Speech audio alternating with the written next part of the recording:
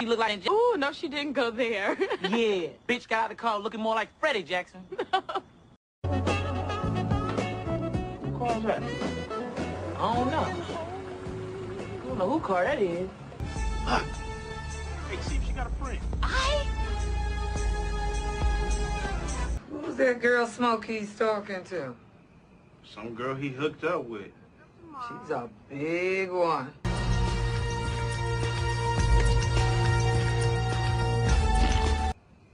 But if you come by, I won't call you. Okay? Don't ever come by here. Okay? Forever, forever, forever, ever, forever, ever. You are now tapped in with the Hood Mystic.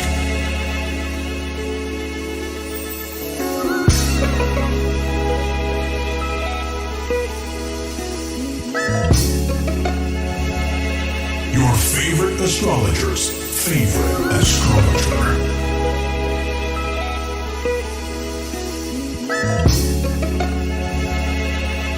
Time to tap in now.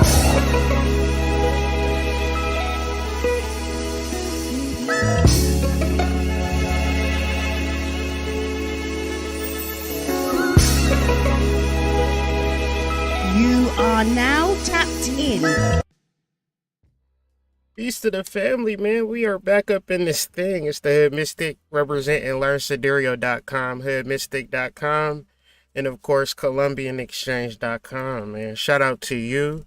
Shout out to y'all beautiful families. Shout out to everybody out there just doing their thing, living their life to the greatest capacity. Now, man, I got a wonderful show planned for y'all, man. I want y'all to laugh. I want y'all to enjoy the content.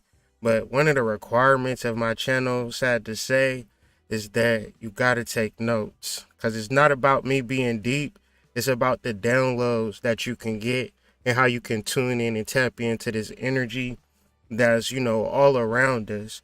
But sometimes our third eyes aren't open to see it. Sometimes we so conditioned with negative energy and inner world trauma and things of that nature that we never get to deal with the full capacity of the electromagnetic spectrum in its full greatness. And one of the ways that we tune into this electromagnetic grid is dealing with the non-physical entities and energies such as planetary energies rather. Things such as Mars, Venus, Mercury, the sun, moon, all of these particular things that, to the mundane thinker, he like, why you tuned in and tapped into these energies? He like, I want to deal with just real shit. I don't want to deal with no spiritual shit like that. That's a waste of time. And my reality is like, man, your third eye is just closed and things of that nature, because when you deal with who you are at an atomic level, you are a non-physical entity. You are a non-physical energy. You exist off of thoughts. You exist off of emotions. You exist off of vibrations, feelings. Even deeper, we're going to talk about hormones. No, we're not talking about your sister when she with the basketball player. We're talking about the secretions, those precious secretions that we're able to tune in and tap into. Hopefully you preparing for a new moon energetically, and you're releasing the toxins and negative energies out your being so you can be fully prepared to set a powerful new moon intention. Since it is coinciding with the new year, this will be a real powerful new moon. In mundane society, they call it resolutions, but, we're not trying to lose weight or deal with any physical things. We're trying to reach deeper, more esoteric spiritual energies that are within ourselves. So if you get off the pop shit, get off the worship shit, get off the, looking at people as your hero or your idol, you will probably get somewhere. You understand what I'm saying? Please come with an open mind. Please have your open notebook and be able to get these downloads. If I'm referencing information that you don't know, write it down, jot it down. I'm going to open this screen back up. I'm going to open up my Zoom, and hopefully we can get some conversations going. But it's just all depending on how I feel. I'm gonna be in the field for these next few days, so it ain't like y'all ain't gonna see me or tap in with me.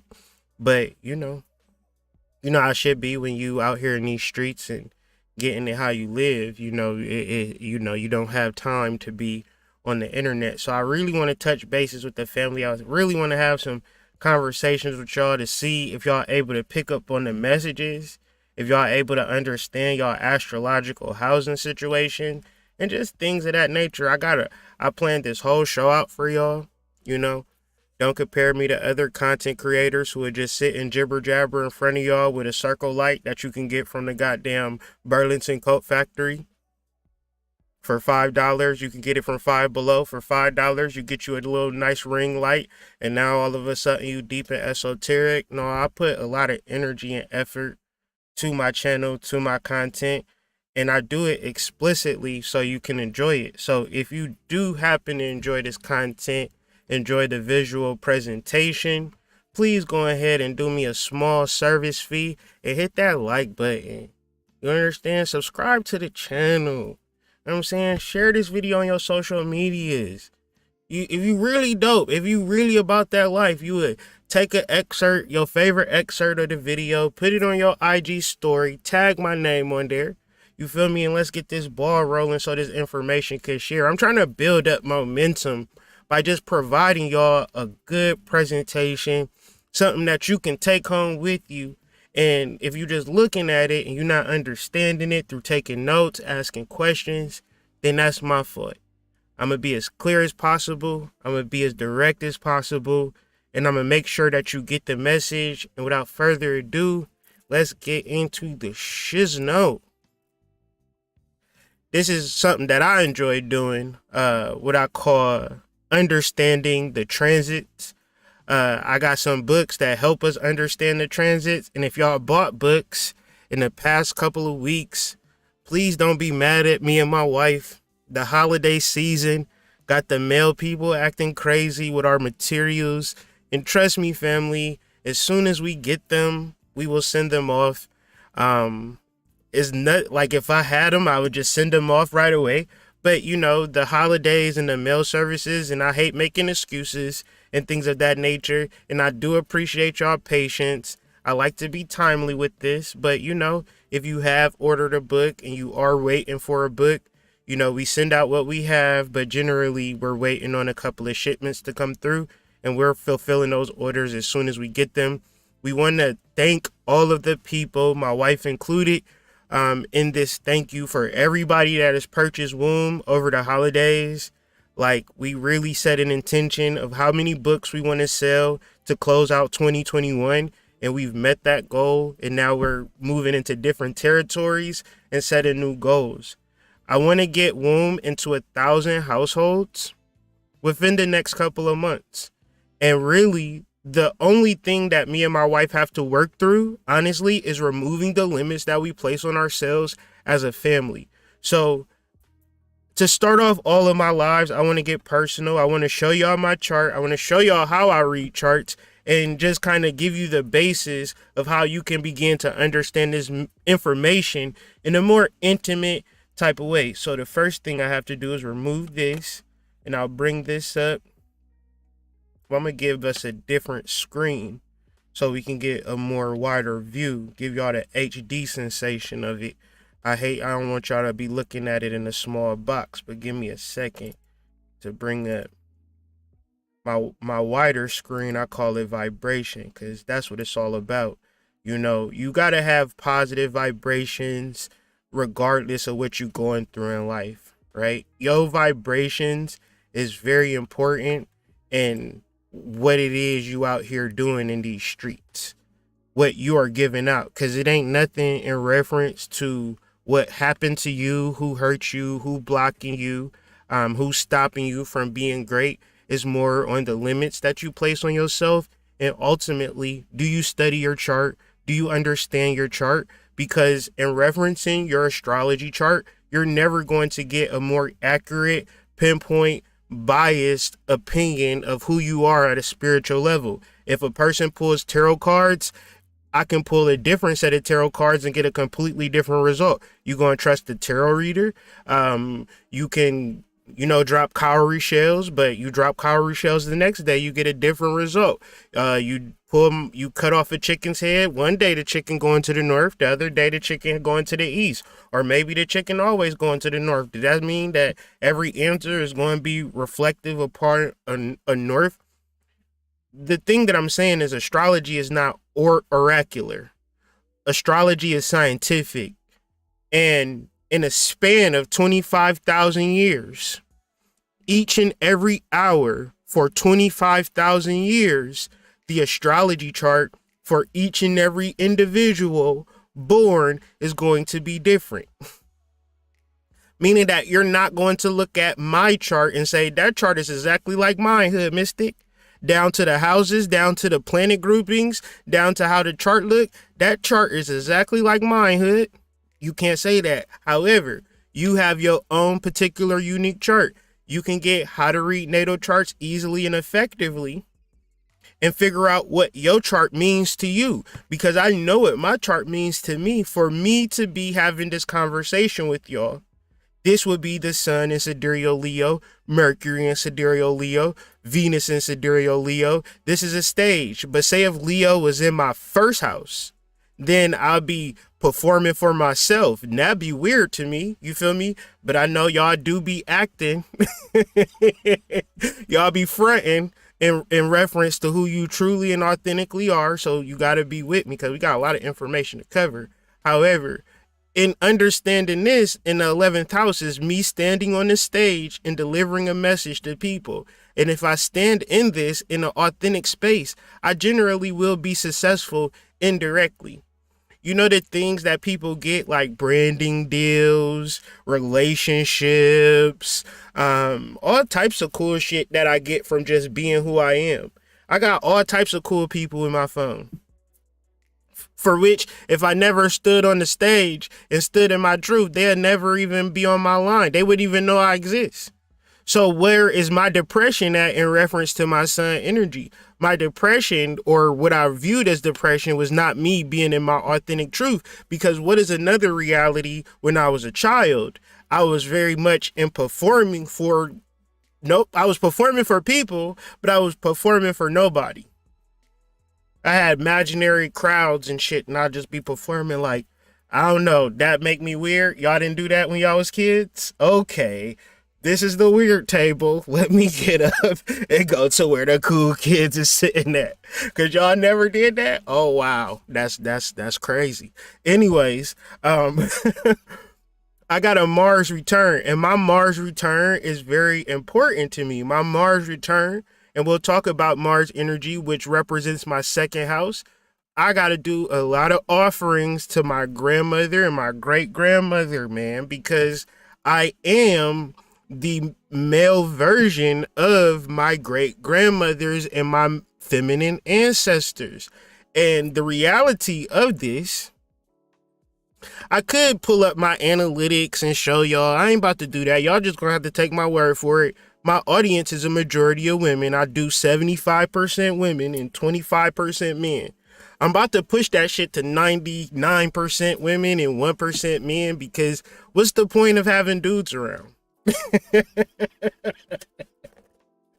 On my soul, I don't be finding no reason. This 2022 energy, man, where's the divine feminine energy? I don't want no sausages next to me, fam. I want soft, magical, divine feminine energy. I feel like I got 4 sons.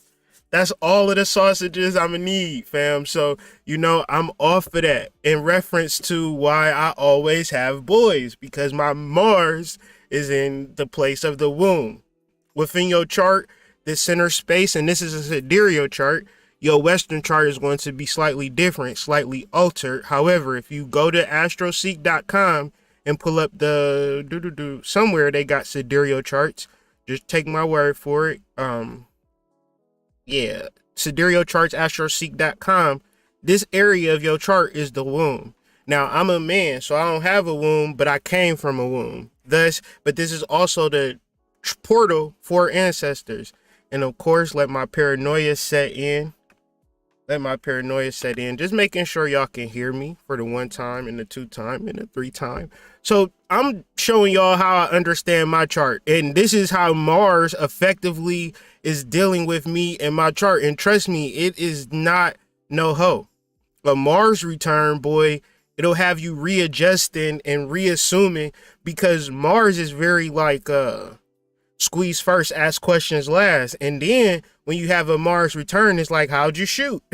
And I did well, you know. I did a whole Mars circuit and I ain't have no kids. Y'all should really give me a clap. You know what I'm saying? Give me a clap. Give me a clap, fam, because I did a whole, like, you understand, since my youngest child was born, I just been having baby after baby after baby. And I was like in a fucking, like, that Mars and Scorpio energy, Jack, like fertile than a mug. So I did a whole cycle and they have no kids. So y'all should give me, that's a real victory for my ass. For real. I'm learning how to pull out effectively. My pull-out game is getting stronger, right? You know what I'm saying? Otherwise, we're talking about Mars energy. What house is Scorpio going to be in your chart? Where is your womb at? If you are a woman, this deals specifically with your uterus. This deals specifically with your matrix. It's so ironic. Matrix revolutions. I'm having a Mars return. Scorpio is matrix. So what am I saying? Am I sounding crazy yet? Let's do one little thing, because everybody's so deep, but they haven't showed y'all this yet. Matrix etymology. Because who put out womb? Me and my wife. We are Neo and Trinity. Fuck. Ain't nobody breaking that shit down. You can't break that shit down. Y'all listening to the Matrix breakdowns. These niggas sounding crazy. Like, oh, that's what it's talk about? Okay. You tried? Anyways, Matrix. Uterus. Womb. Okay, it's only one womb cycle tracker and guided journal out here in these streets. It's only one matrix out here in these streets. Y'all got it confused. Y'all think Neo and Trinity. Oh man, Nana Bozo. Oh man, we been here. Womb. Okay, we been here, done that. Right? But y'all know something interesting about my wife's chart? My Mars and her sun are exact. See how that work? So we supposed to be together. My wife is the womb. I'm the incarnation of the womb, and I came from the womb. Anything that you came from, you are. Now, I might have different gender parts. I might have a penis where my grandmother's had a vagina, but we're the same entity. We have the same mission. I represent that same lineage. And I say all of that to say, it's very important to study your chart and connect to your ancestors and figure out what Scorpio energy you got, especially when it deals with Mars and Scorpio, because you have to be completely active towards your ancestral worship. And it's like, well, I don't see my ancestors. You don't see fear. You don't, but you indulge in it. You eat fear sandwiches for breakfast. You watch the news. You listen to conscious niggas. What you mean you don't see your ancestors? When did you have to ever see something to believe in it? Y'all went to church for years, never seen Jesus a day in your life, but praised them and gave worships and gave thanks. So when we start talking about the ancestors, it's like, well, I don't feel like I need to be present in that energy because I don't see it. But you got to start dealing with your atomic energy and your electronic energy, your electromagnetic energy. And this is what gives you existence, but it's a surge of energy. It comes from a source, which is your ancestral field.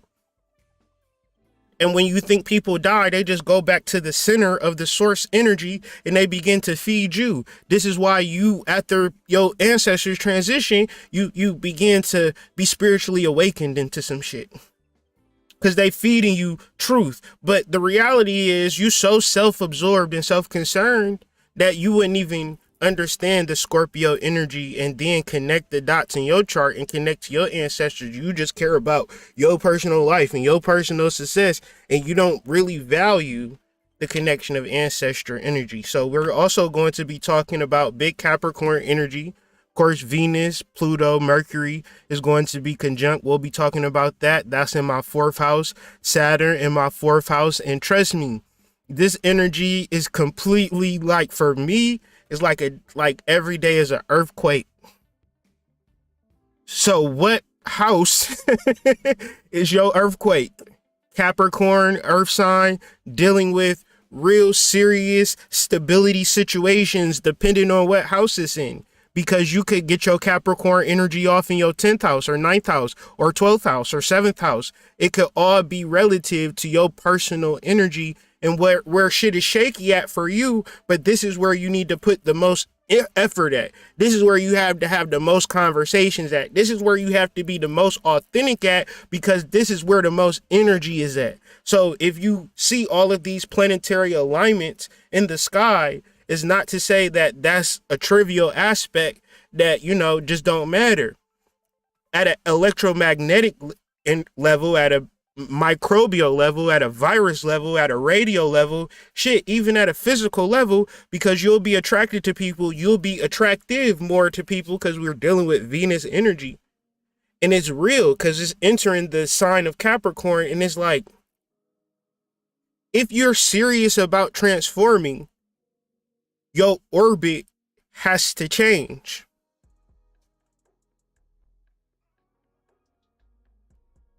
It's like, if you want to be blessed, it's like, I have this fresh water that I want to give to you, but you're going to have to replace the container that you've been putting that dirty water in. And this requires you to get up and get out and make serious changes in whatever house this happens to fall in. So the homework is to figure out where Mars is at, what house Mars is at in your chart, where's Scorpio at in your chart, because Mars is in sidereal Scorpio. Of course, where the sun is, you always want to figure out where the sun is, because without the sun is no life. If you ever wake up and there ain't no sun out, fuck the money that you was in, fuck the credit cards, fuck all the cryptocurrency you was talking about. If the sun don't rise, you in trouble. So you got to figure out where the sun is energy at is, and for me, it's communicating. I'm sure once the sun moves out of this energy, I'm not going to be as talkative, and I can already feel that coming on for me. I feel myself going to be like, I'm saying what I got to say, because once I'm done saying what I got to say, it ain't going to be shit else to say, at least from my perspective. I'm a more or less focus my energy on these inner transformations, these rabbit hole conversations, these downloads that are coming from the ancestral plane. But of course, this could affect y'all in many different ways. Y'all could have planets conjunct these energies, intensifying these transformations. But you got to study your own chart. You can't rely on other people to study your chart, and you don't really understand that this is what makes you truly unique. This is a snapshot of the time that you were born. And it's one every single minute, every single hour, and each snapshot changes because this moon is constant, Mercury is constant, and then of course the other planets are moving at their own particular pace. Our rising sign constantly moving, so you have these, you know what they say? What's your sun, moon, and rising? Because these things are constantly changing, and every time a baby is born, you get a snapshot. It's such a beautiful thing, right? This thing that we call life, this thing that we call cosmos, because at one level, you have your physical body. But then at another level, you have an electromagnetic resonance that you have an electron base of energy that shoots out in reference to how you think about yourself. So you could actually think yourself of just simply being a human and create that electromagnetic field. Or you can actually think yourself as who you are, which is a literal fact that every fiber of your body has existed for millions of years, because every fabric of your body comes from the cosmos. Like, your body is a form of technology. Like, if you was to cut yourself open, any rational human person, their body would clot up. That clot stops the blood from coming, and then it allows your skin to heal. That is technology. And in reference to the melanin that people have, you might have extrasensory perceptible abilities. But if you don't see yourself as this, You see yourself as the girl who got dumped at fucking Prime or some dumb shit like that. You see the girl that got ghosted by some nigga. You see yourself as the boy who girl cheated on him. You see the self as the boy who got $20 in his bank account and your friends got $20,000 in their bank account. So you allow these external judgments to impede the actual process of what's already happening at a magical spiritual level. But if you don't study your chart, nobody's going to study your chart for you. And if you don't think that you're special, nobody is going to think that you're special for you. Even if you know you get some scam flim flam and you buy some followers and things like that. So please like, share, subscribe to the channel. We about to talk about these planets as we talked about Venus and let me get my screen back. Venus Venus conjunct Pluto, conjunct Mercury, and we'll also talk about Saturn, sextile Mars energy. I don't like talking about a lot of transits because it's already a 3-hour show with me just talking about 2 transits. And of course, I got a wonderful episode of spiritual shit for y'all, so wait for that. And then, of course, I want to give y'all some added value. You want to have a Q&A, live Q&A via the Zoom platform. I'll put the link in the chat once this talk is over. So if you have any questions and anything that you want to discuss, I'm gonna give y'all this caveat. If you feel long-winded and you feel like you got a lot to say, do not get on the fucking Zoom. If you can't talk within a couple of sentences and get your point across and exchange conversations, just because I'm long-winded don't mean that I want to hear you be long-winded, and don't mean that the audience want to hear people being long-winded. I used to do this all the time, but I could. It's like you give niggas an inch, they take them out. They just feel like, yeah, I finally got on here. I'm finally about to just say what I need to say. And it got so bad that I just didn't do it for like the longest time. So if y'all start to do this shit again, trust me, I will go back into my fucking shell, fam. So let's get back to the conversation, and y'all stay tuned for a wonderful show of the weekly Astro Report with the Hood Mystic.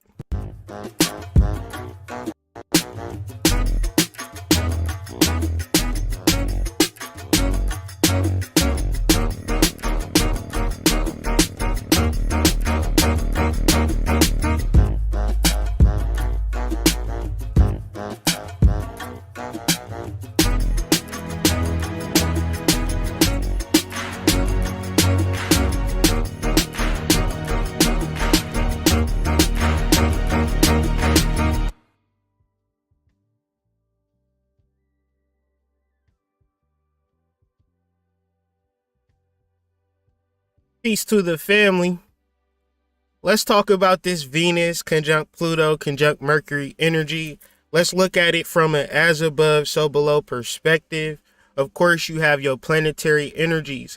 And let's think about this for a second. Why would anybody care about Venus? Why would anybody care about Mercury? If you were to be a rational human being, you would say that it influences human beings and it affects people. In what way does it influence people? In what way does it affect people?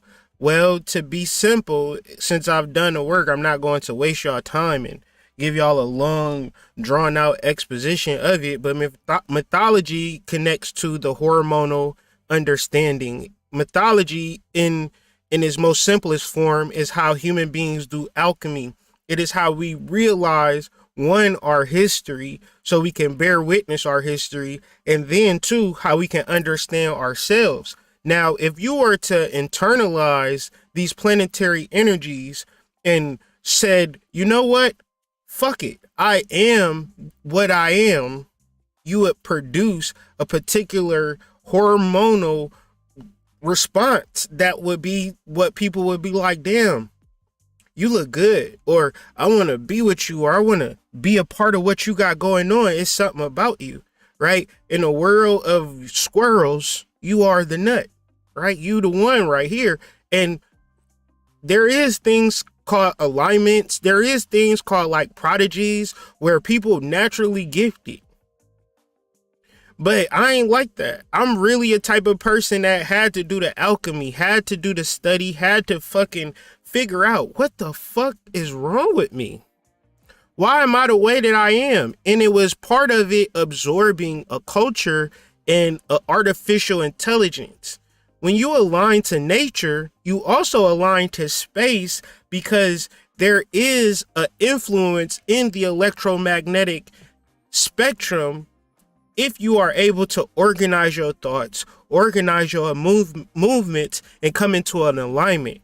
That might sound super fantastical, but just think about the pyramids of Giza. What do they say about the pyramids of Giza? They say that they align with the three stars on the belt of Orion. But you're talking about one of the most amazing civilizations. We can still bear witness the pyramids to this day. But at the same time, they have an exact alignment to star energies. What I'm saying is that our people is not that we study the stars. We are obsessed with the stars because we have a deep connection to the stars. The problem with my people is that they can take or leave the cosmological influence. They could take or leave the mythology. But they also, when it gets to fear-based content, when it gets to a fact of getting into your shadow work or understanding your inner world and finding the treasures of the actual kingdom within, they'll never get there because they base their whole life on how black people, how are they able to lead black people, how they able to guide black people, and overall lie to y'all about how listening to them is the key and not tuning in and tapping in to yourself at a divine level to the point that your hormones are radiating the truth. But since you got the bullshit first, we came into spirituality where it's like, just do whatever the fuck you want to do. And your problem is that you're not doing whatever the fuck you wanted to do. And I seen it with my own eyes. Y'all just started fucking everybody in the names of being spiritual. And then got all of these bastard ass kids out here in these streets, and all because in the name of spirituality. I was here at the beginning of Facebook where this shit was nasty. It was a cesspool, and it was nothing for people to come into your DMs and y'all be flying out to see each other, driving to see each other because spirit told you so on some weird shit like that. And that shit ain't amount to nothing. You've realized quick that niggas that was spiritual was the same niggas that was toting guns. You realize the dog is a dog. If you ain't realized that yet, you still got a long way to go. Cause I be hearing like, I'm looking for a spiritual man. For what? If I was a woman, I would date a drug dealer. What you talking about? You better deal some drugs, because that means that you smart. That means you can outsmart the government. That means you a revolutionary. That means you a military-minded individual. That means that you are a genius. Lahari. Placidius. Placidius, and then Lahari. Get you a drug dealer, sis. I wouldn't be, or a dude that got a regular 9-to-5 job. If he loved doing the job that he going to, he happy in himself, he going to develop out of that shit one day, hopefully, fingers crossed. But you know, you get in a Hotepian, you got the worst type of dude right there. You got the worst quality of man.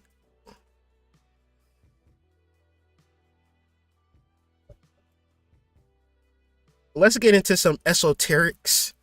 Let's get into some voodoo. Let's get into some Orisha, Ifa, Yoruba, African spirituality in reference to how they would view this energy. Of course, you have the energy of Venus, and Venus would be Oshun, conjunct the energy of Ishu. Now, the Ishu that walks with Oshun is Ishu Leroy. And this represents the child that is fresh out of the womb. And the thing about the child that's fresh out of the womb is that they are perfect. I got a little baby. I got a little baby right now. And I'm telling you that, like, as much as I be, you know, my pullout game got strong. When he grow up, I'm going to be really sad. I'm going to be really hurt. Because it's like, damn. This perfect entity is in my presence. Cause like, especially in the morning, like he a morning baby. You pick him up, he cool. About 9, he turned into like toddler from hell. But you know, from like 6 to 9, he just is peaceful and tumble with you and kiss on you and just be, good baby vibes. And I'll be like, yes, good baby vibes. And that's the sweet spot. If it wasn't for that spot that you have with your kids, probably you would never even have kids. Human beings would evolve into a space that, it ain't worth it. Especially once they get 15 and they want $200 gym shoes, ain't worked a day in their life. You ain't never bought no Jordans for yourself when you was in high school. You was wearing Vans when you went to high school. Goddamn Skechers. How you going to have to now buy your son Jordans and you would never do that for yourself? And you like, I ain't about to have no more kids, but then when you get that sweet spot of, ooh, baby, precious. You don't even mind changing his diaper. You just be like, he is just the jewel of the family from 6 to 9. From 9 to 11, he goddamn Tasmanian devil. He just gives no fucks. But man, that little area of time, you be like, goddamn, you really are a perfect entity. And so when they talk about the inner child and all of that, like, you would never even fathom the level of depths of being or tapping into your inner child. Is like, well, the 7-year-old version of me, I got to tap into that little girl. Listen, that little girl was on bullshit. Let's talk about that. That 7-year-old version of you was on bullshit. Was hell. Was stealing from people, getting your brother in trouble, acting like you ain't did nothing, acting all innocent because you knew how you peeped the game real early. People think I can do no wrong. I could get away with murder and people would just pat me on the head. I'm about to do some bullshit. And now you want to tap me into your inner child. And you be like, the 7-year-old girl me is coloring pictures and shit like that. That shit don't work, do it. Because the people that I know that was tapping into their inner child like that, they reverted back into fuckery. So to truly tap into the inner child, and another symbol of this is innocence. Because when you 7, you're not that innocent. When you 5, you're not that innocent. Shit, when you 2, you're not that innocent. For real. Get into some study. You will see, when kids is 2, they start to lie real good. They whole shit is manipulation. Once they turn 2, it's just, they just going. They never coming back.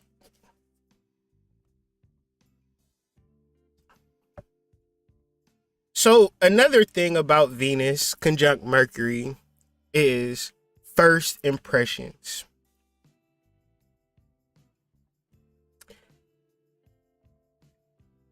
First impressions are related to Alice in Wonderland. If I was a movie producer, I would pitch the movie producer this idea. It's this movie called Baps in Wonderland. And he say, okay, I like that title. Tell me more. It's about these 2 girls that need money to start their restaurant and beauty salon. But one of them want to go to LA and marry a white man to get the money. And another one of them want to go to Tibet and meditate with a Buddhist. And it's a story of how going within is ultimately how you get what you want. And they probably had kicked me out the room like that story has no more detail and breadth. We need a better ending than that, but no. But ultimately, what I'm trying to say is that if you are like understanding a conjunction, any conjunction represents a cycle. Because it's like when the clock strikes 12, that means for 11 hours and 59 minutes, the clock wasn't at home. It was far away from home, but it went to its destination, which is 12:30, and then it made it back home at let's just say 1 o'clock, and then it's not home again. So it got to keep going and going and going and going and going and going and going till it's back in a conjunction spot. So Venus conjunct Mercury conjunct Pluto represents a new beginning. So going into this week, you got to think of it as creating a first impression. Good thing it's Christmas week, so maybe you got a little extra money, maybe you got some clothes, maybe you got some makeup, maybe you got some extra money for a gym membership, even though that's probably not going to help you in the short term. But overall, your appearance got to be in reference to going for an interview. And how do y'all dress when y'all going on interviews? When I was young, I used to go into interviews whatever I could find. But as I got older, I said, it really matters if you dress a certain type of way. Because when it comes down to the people who make money, it's the people who look good. They call it pretty privilege, but I just call it taking care of your fucking self. You going to succeed. I see it every single day. It's just the acceptance or the normalcy that I don't have to worry about this person because this person takes care of themselves. If you come around me disheveled, you're going to have to depend on me at a certain point. And as a full-grown adult, I'm not going to like that. So subconsciously, where a person comes to you looking crazy and you just automatically dismiss them, and you might be thinking like, why did I do that? Because they was dusty and you ain't want that type of energy in your life. So ultimately, how you view the world, but also how you view yourself. Some of y'all have gotten real comfortable with how you present yourself because you caught up in the cycle. My thing is start a new cycle, start some new energy by creating new impressions, new first impressions. And ultimately, if you know you've had a bad impression and this is the result of the relationship based upon how you came into it, then this new cycle is like you can get off the train if you want to. You've seen it with Venus conjunct Pluto with a lot of people getting divorces, but you also seen it in a weird way with the matching pajamas. These is all like pinpoints of this relationship in trouble, this relationship in trouble, and it's like literally showing you all these relationships in trouble. What am I talking about? No man wants to sit with some fucking matching pajamas for goddamn Christmas and take pictures for Christmas. He only doing that because his wife wants to do it, which is okay. But when everybody is doing it, then you got to kind of be like, well, they telling us something. And it's not to say like, but I just remember a time when people would never even think to do that. Like, who would think to do that? Only people that's led by social media would think to get matching pajamas and take specific type pictures with your family. But you got to also understand that person has a deep level of artificial intelligence insemination based upon you would actually act in a way that groups are acting all for clout. So if you center within yourself, you ain't doing nothing for clout. You doing things because you want to do them. And if somebody presents an idea to you and it's a stupid ass idea, as a man, you got to be like, no, I ain't doing that shit. It's just general man shit, but it's not nothing bad. Because if you don't have that energy in your relationship, then it's like trying to color inside the lines and then just saying, you know what, fuck it. I want to do it this way because I'm feeling this way.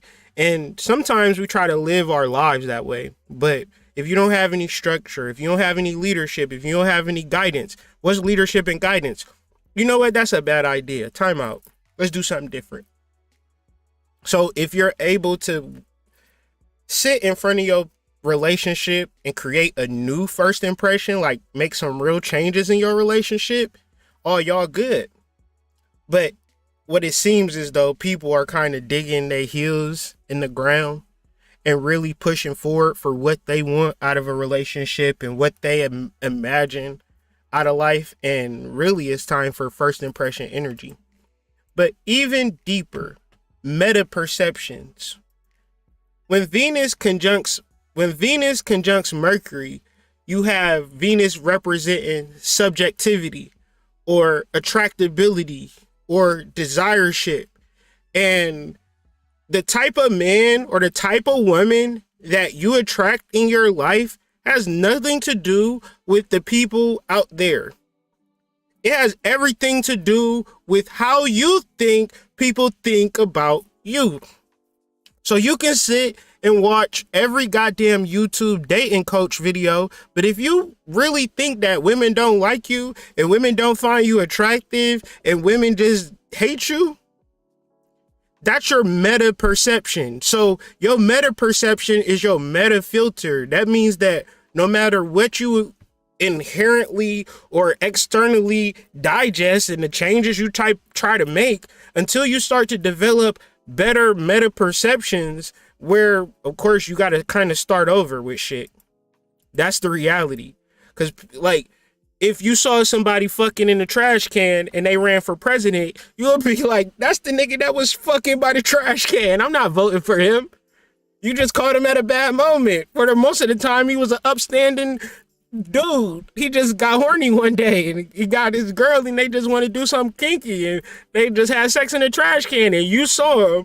So 99.9% of people know him as goddamn Barack Obama, but you know him as the nigga that was in the back alley of Chicago fucking Michelle Obama in the fucking trash can. You would never vote for him. And that's a deeper analogy for how you conduct yourself at all times is really relative to how you're going to bring in the type of energy that you want to in 2022. If you keep beating yourself up and that's your hormonal giving offense, men ain't shit, men don't really like me, what's the worst one? All men want to do is fuck. No, men only want to fuck if that's all you have to offer. And the second point is, what's wrong with that? Don't you want to be sexually desired in your intimate relationships? Because ain't nothing worse than being with a man that don't want to fuck you. How you gonna handle that? I'll wait.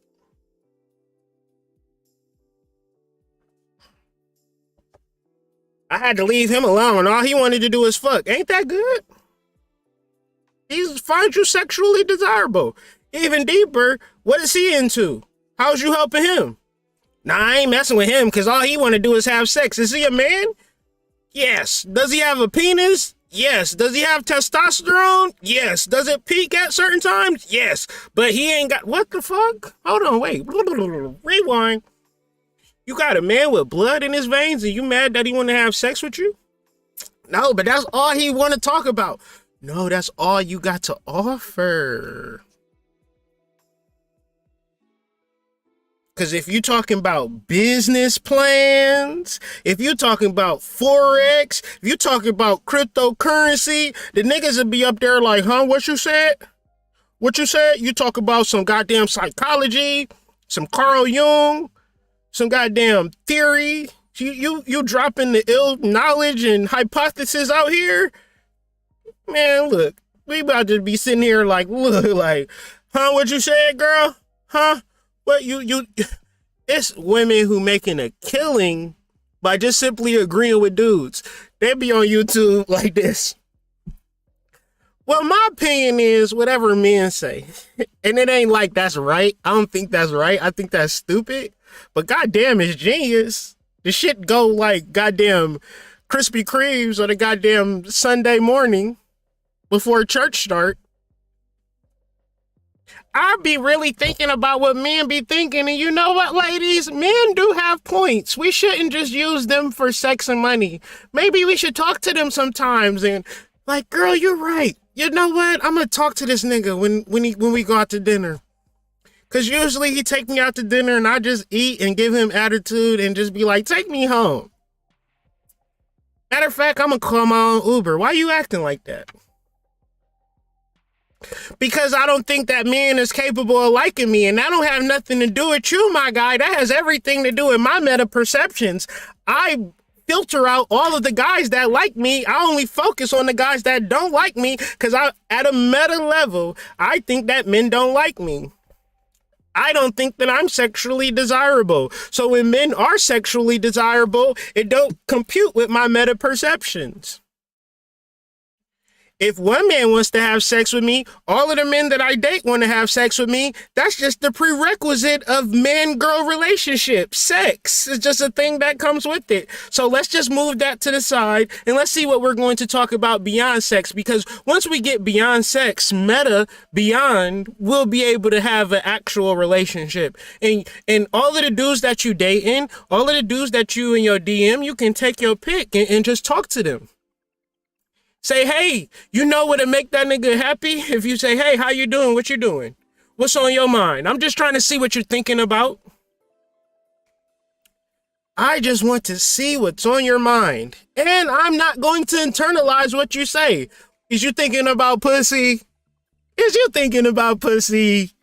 I bet you're thinking about pussy. I don't want to have sex with you, but I'm going to honor the fact that you always think about plenty. Is your testosterone peaking? What you just got off from the gym? What you're doing? Sperm retention? Okay. Oh, you can't help it. Oh, you always think about, especially when you're attracted to women. And I'm sexy. I look good. You see this cleavage. You see this ass. I only wear leggings around you, and I know you stare at my ass. But you should never want to have sex with me. Tisk. I want to train you like a dog, because I don't perceive love from men, and men give me love all the time. What do you know?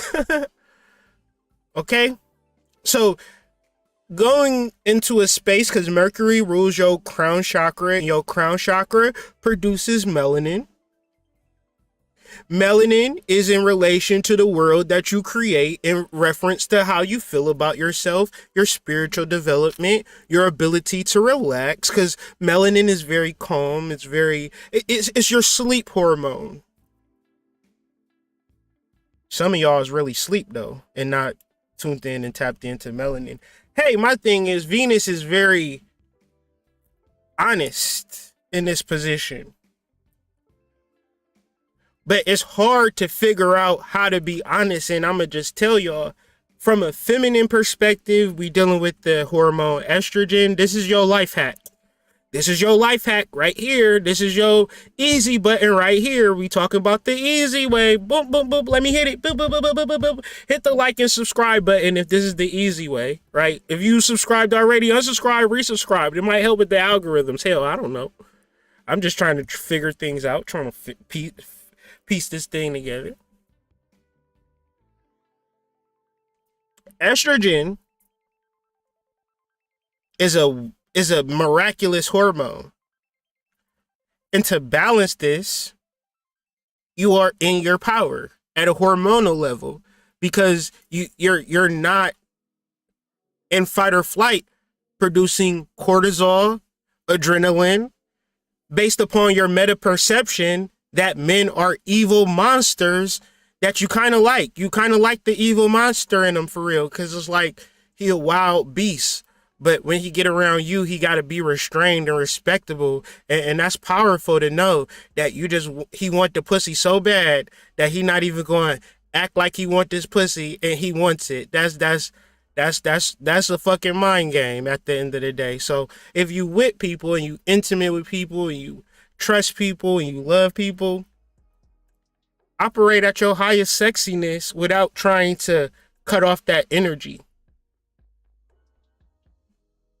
I mean, cause you fucked on a one night stand though at the same time. So of course, if the dude is taking you out to dinner and being good to you, of course you could deal with your hormones and shit like that. You could be hormonally balanced, because it's not like we virgins out here. So we not acting like, and that's the shit that kills me too. Like, oh, why all of a sudden when me and you start dating, you want to be celibate? That don't make sense. I'm a good dude. I'm a good dude. I'm about to pay your rent and shit, but you want to hit me with the celibate energy. Tyrone's ass didn't have to get no celibate energy. You was calling him daddy and fucking him on the first night. So of course I want your sexual energy the same way Tyrone got it. I ain't dumb. But we talking about estrogen for the feminine. Of course, this energy has to be matched by the masculine with testosterone. Fellas, you do have to be lickable too. You can't be coming into the session with dirty ball energy. You gotta understand this shit. Your testosterone is not you fucking playing the PS5 all fucking day. Your testosterone is not you just in your phone playing games all fucking day. Man, Outkast said this shit in like 93. Get up, get out, and get something. You gotta get the fuck up out of the house, even if you don't got nowhere to go. Just stand outside for a little bit. Feel the fucking elements, my guy. That's gonna make you more desirable. You all soft and fucking non-melanated. You don't got no vitamin D in your shit. Tyrone coming in for Jermaine. It's a mix. Jermaine trying to better himself. You feel me? Jermaine got tired of my ass. He like, look, I've been meditating, nigga. Don't say nothing about me. I've been meditating. I've been minding my business, meditating, doing top science to Shiva. I'm about to change my government name. I'm going down to the courthouse, legally change my name. Jermaine is his slave name all of a sudden. He tired of it. Anyways, you can't go today, going through this week like you're not going to meet your soulmate. And your soulmate don't have to be a romantic partner. Your soulmate can be a business partner. Your soulmate could be somebody that's just going to be your friend.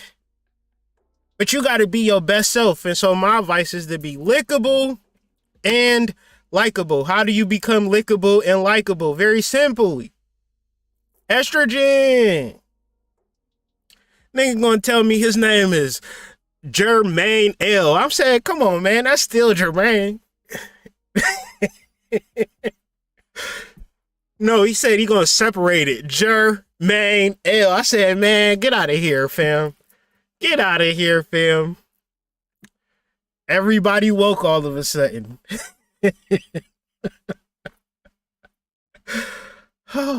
So, estrogen. So when we talk about Venus, we're not talking about a planet in the sky. We talking about our estrogen. Fellas, we want estrogen in our relationships. We want our women to be soft and receptive and magical. She can't feel that without estrogen energy. Hormones are ubiquitous and they set the tone energetically. When your wife, you gotta be experienced in feminine energy, first of all. Because if you ain't experienced in feminine energy, you will accept a crusty, rusty, dusty. And you just be like, oh, well, I'm going to give her a chance. Meanwhile, she telling you what to do. She punching you in the mouth. She doing elbow drops on your ass. And she got all the testosterone in the relationship. DDT, Scorpio, she want to fight. She want to argue. You like, man, why you always arguing? Because you you got all of the estrogen. She got all the testosterone. That relation's in balance. Nobody is liking this shit. Let's talk about it. Estrogen, the Venus herself. Estrogen is the main feminizing hormone, the oldest of hormones, and it is important in reproduction as ancient life, as life itself, whatever the hell. It's rise early, and your cycle signals the onset of the Venus week. As your estrogen begins to climb, it lightens your mood, improves your skin, increases your energy and mental focus. It improves your metabolism by increasing sensitivity to insulin. So them shapes and the losing of weight is all in understanding your estrogen energy. What's the thing that y'all do? You'll see how that line go up and down, meaning that as that energy rises, you need to be relaxing at the beginning of the week. So the everyday woman just going to start her work at week, and she just going to deal with whatever happened at work. You're not going to be like, well, my estrogen is rising, so I got to chill out today at work. And your boss going to look like, say, first of all, sis, don't nobody give a fuck about your estrogen, and we need 15 packages delivered by 1. So throw on your goddamn blue jacket and fuck your estrogen, fam. We got it. Mr. Johnson is waiting, so get down. You hop in your Amazon truck and get to where you going, and who gives a fuck about your estrogen, right? You got to begin to start giving a fuck about your estrogen. You got to be like, well, let me take a fucking month off from work and let me start to understand some shit about myself, right?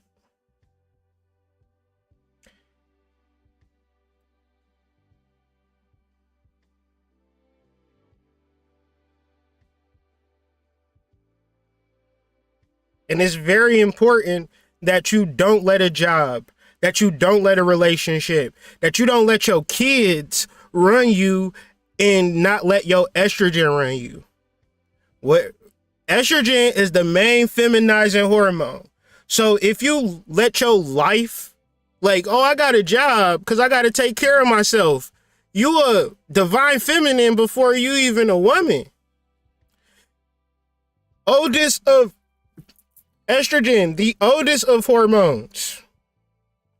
It's literally what makes y'all goddesses. And if you gonna put that on the back seat, how do that sound? How do that make sense?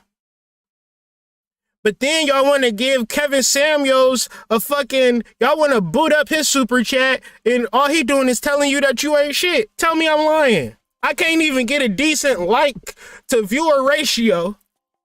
And I'm giving y'all the fucking truth. And it's like, well, shit.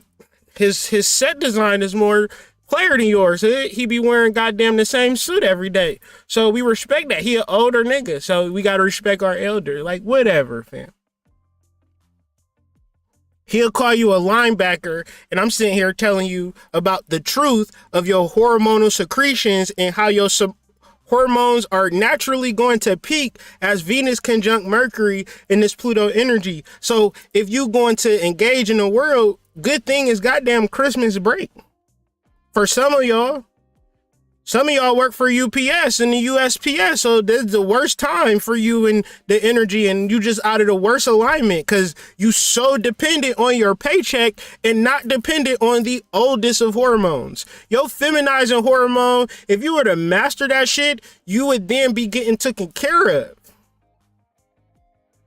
I want my wife to build up her estrogen and I build up my testosterone. It's not me like, well, I need you to be more masculine, babe. I need you to start carrying some of the load. No, I just need you to be in your power, and it's going to allow me to be in my power. Estrogen helps you be more interested in making connections with the man in your life. Y'all don't even like y'all dude because if you work at a job and you got a boyfriend or a husband, you don't really like him. You got to understand, y'all so used to tolerating people that y'all don't know what it's like to be in fucking ever-flowing bliss. Because y'all hormones is not even up for discussion when your hormones is the most important things, because your hormones is why you going to have goddamn cancer when you 60 and you taking them back and forth to the dialysis because you done gave them goddamn pig meat, which fucks up your hormones. You've been taking goddamn... Instead of goddamn pulling out, you've been taking what you call them shots that stop you from having babies, but ain't nothing but hormones. I want to call them child support shots, but they not child support shots. They birth control. Birth control and child support. These are the words that we all know. And it's such a shame because we don't give a fuck about our hormones. So when we talk about hormones, we're talking about our chakras, and we're also talking about the planets. And don't say that this is some new information, because I put out Chakra Astrology, the magazine, and y'all just looked at it and thought it was cool. I knew the whole time that people don't want what they need. They want what's going to destroy them. And then, like, y'all don't actually think to go to the doctor unless you're sick. Y'all don't think about calling a psychic until you want answers. So spirituality comes second to your money and your life and your career. But the reality, if you are a woman, you're not even connected to them because you're not connected to yourself and your hormonal balance. And, you know, it's cool. Because what happened was, they had the shit, what is it called? Feminism, and you wanted to be equal to a man instead of just being in your own personal power. So now they got y'all up in jobs and you trying to make money and shit like that. And when it comes to your inner world, you could care less about it because at least your paycheck coming in like it's supposed to come in. And you completely out of alignment because you're supposed to have them connection with your children. Your children ain't supposed to be raised by the Western educational system. Your mother is your first and last teacher. Anyways, some of y'all alpha females, and I feel that. You producing testosterone, and I feel that too. So Venus being estrogen, you also deal with Mercury being the crown chakra.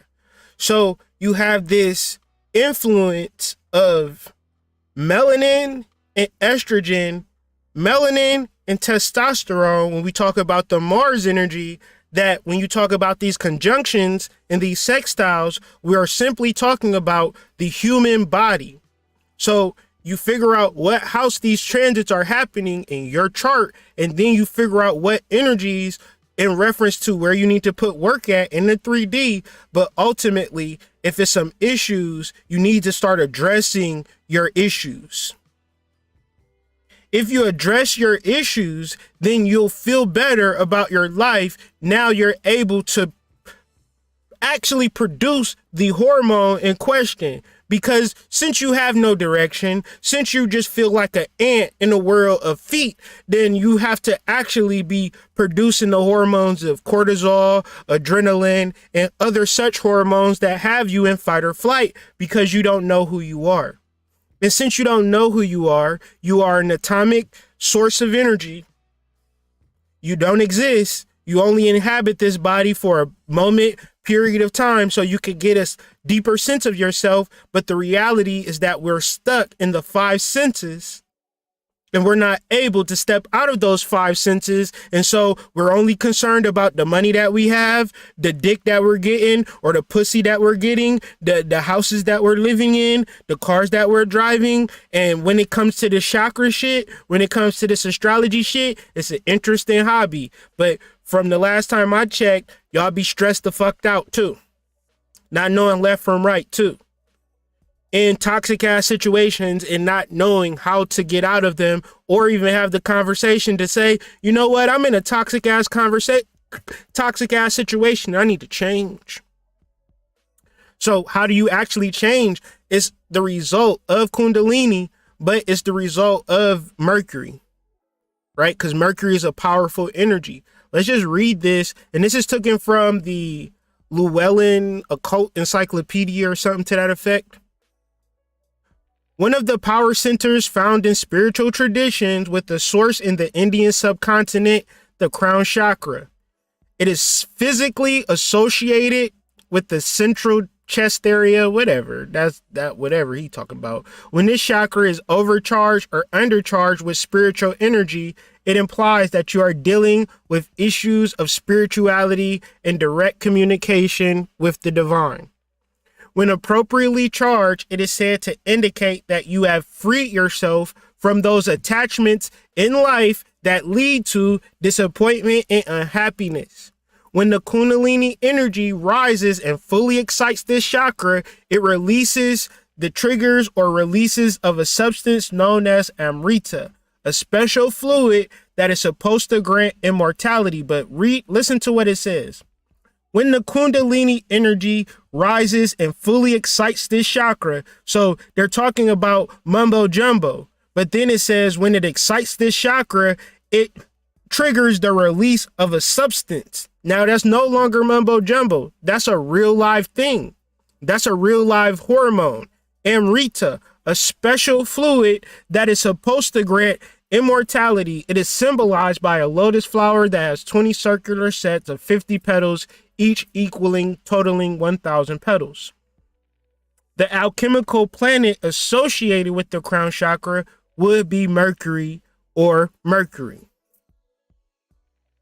But let's get even deeper. They said the center of the chest, but I would imagine that the crown chakra is the pituitary gland. But let's get in deeper of the pituitary gland. So I'm really having this conversation with y'all because a nigga would scam you and flim you and talk about Mercury all the fuck day. But what the fuck is Mercury? Out in the sky? That shit don't mean nothing to me. When people talk mumbo jumbo flam, I don't fuck with it. Tell me what the fuck we talking about. Mercury, pituitary gland. Well, what the pituitary gland do then? Melanocyte stimulating hormone. Melanocyte-stimulating hormones describe a group of hormones produced by the pituitary gland, hypothalamus, and skin cells. It is important for protecting the skin from UV rays and the development of pigmentation and control of appetite. Say more, Batman, say more. Melanin as a neutralizer of toxic substances. See, they don't know much about melanin, so you're not going to find a lot of information on melanin. But this is why it's the crown chakra. This is when melanated people begin to take their spiritual lives and make it serious. And it ain't doing for clout and YouTube views and things of that nature. They doing it for love. They doing it for the downloads, the transformation, the experience. See, some people can be with you as a spiritual person and not actually do the work themselves. But it's very important that they do the work themselves so they can activate their melanin. Yeah, we all got melanin, but at the same time, y'all would sit and talk to me about a Beyonce concert or some stupid shit. Y'all didn't talk to me about dumb shit. So yeah, we all got melanin, but y'all shit ain't activated. Y'all haven't gotten to the point that y'all have existed outside of your five senses. It's all about, well, yeah, this is dope. You said I'm incarnation of Oshun. That's real interesting. Will I get a man though? I'm trying to see if I can get a man because all of the dudes that I meet, they just fuck me and leave. So it's real dope that I'm the incarnation of Oshun and things of that nature. That's cool. But yeah. Will I have a house though? I'm tired of living in 1-bedroom apartments. I want my own house. And it's like, don't nobody give a fuck about that. Have you raised your kundalini to activate your crown chakra yet, or are you still bullshitting? Yeah, hood. I'm gonna just say, no, I ain't even gonna say nothing because that shit irritated me. Let me get it out. Somebody was like, well, I'm gonna have to start watching your videos again. You don't gotta watch my fucking videos, fam. I'm not doing these videos for one specific person. And you don't even gotta tell me if you stop watching my videos. Just stop watching them. Guess who's gonna be here every fucking Monday afternoon doing this shit? Me. I'm telling y'all, if y'all melanated and y'all think that y'all support is going to make or break somebody that's trying to make something of themselves, y'all just need to take care of y'all own kids. Make sure y'all kids' hair is brushed. Cause y'all don't gotta support shit. When you are driven for real, you driven from the inside. And you ain't doing this shit for a result. And the actual result is when you produce the fucking Amrita, when you do the Kundalini work and you activate your crown chakra. Y'all be fucking smoking Newports and eating milk, drinking milk. I know y'all not ready, and it's cool. Maybe one day y'all will be ready, but I had to sit and really think about myself. Think about shit. Like, I don't be really on the shit for real. Not the bullshit. And I'm not going to act like because we spiritual, I'm just going to assume that you good. What have you overcame? What have you fought against? And what can you stand on? Because a lot of y'all just be really doing the jibber jabber and halfway decent. And it's easy to talk. It's real easy to talk if like you didn't have to talk. Because sometimes you could have just showed up to the goddamn event and people just chose you and you didn't even realize that shit. My energy is what opened these doors. And instead of tuning into your energy, you think that because somebody else is doing something that you need to be doing that. No, I would never even think to be on YouTube and talking. And in a different space, it's really important for me. Like, the thing that's on my mind is really getting to the mounds and really doing some work. Really tuning in and tapping in. I don't give a fuck about I like to talk to be consistent, but it's very important that y'all take notes and really do something with this work and really activate your shit. Don't try to be friends with me. Don't imagine fantasies about spiritual people and one day meeting this special spiritual person. Fuck all of that shit. Be your best self, activate your chakras, get your downloads, get your breakthroughs, sleep well, sleep powerfully, live as if you are the spiritual force that you actually are, and activate yourself. It's all in your neuromelanin. But let's read. Melanin as a neutralizer of toxic substances. Melanin, as Professor T. Owens Moore tells us in his book, Dark Matter. How do we get here? Before people that's new to the room. Melanin stimulates your hormones in your pituitary gland. And Mercury rules your pituitary gland by the way of the crown chakra. So in understanding Mercury and Mercury retrograde, we got to understand our melanin production. You might not even, melanin is so powerful that it's just, you can't really just say the one thing that it do. It do a lot. Scientists don't even know. So it's some shit that we can't even read on. So you got to actually use your imagination and referencing how powerful you are when you actually do the work to activate your chakras. And when you stop taking your spiritual life as just some shit that you could just be, you know, it's an interesting hobby. It's some cool shit to do. Oh yeah, I'm woke too. I read Sacred Women too. Yeah, I read that book. But no, did you get the fucking application of it? Did you become a fucking sacred woman? Did your womb become sacred? Yeah, I read Sacred Woman, but I still let my baby daddy smash when he get horny. How is that being a sacred woman? I digress. Melanin, as Professor T. Owens Moore tells us in his book, Dark Matter, Dark Secrets, that melanin is known to protect against dangerous free radicals by removing them through changing their compounds. In doing this, melanin, being a very stable molecule, has the capacity to accumulate and bind other toxic compounds, and doing so allow the neuromelanin pigment to protect the cells from potentially harmful substances. So what does that sound like? These people done poisoned the air with chemtrails, goddamn diesel fuel, goddamn lace front wigs, and we still out here living our best lives. For which, if we didn't have neuromelanin, you know, the play has been to destroy melanin people, because when you go to the hood, it's different from when you go to the fucking white neighborhood. In degree, I'm just talking about in general, right? When you go, you know, when you in the black part of town. How do that make sense? And of course, if you in LA is relative, yeah, the Filipinos, they got hoods too. And I feel you. But we talking about America as a kind of normalcy, from goddamn St. Louis to fucking Houston to Atlanta to parts of Florida. The black part of town, you know you in the black part of town. Tell me, how does that make sense if they're not trying to specifically destroy black people? Because if it was a reality where it was equality and Martin Luther King stood for something, then we would all just be living in neighborhoods. You wouldn't never differentiate between goddamn Compton and fucking Calabasas. It would just be fucking neighborhoods with people living in them. But if you dump guns on people and you dump drugs on people and you don't give them the information about finances, then what the fuck you think is happening? When you turn on the radio, I guarantee you'll hear the word Percocet or Xanax in an hour time. But then when you cut on country music, they be talking about driving in their F-150s, having a wonderful night, eating goddamn a hog ass or some shit like that, doing a goddamn 2-step, 4-step. We got to bring our guns in the club. We got to smack these bitches and fuck these hoes. And then all of a sudden, we don't know what the fuck is going on. No, we've been hypnotized and destroyed from the inside out, because neuromelanin is important to our babies.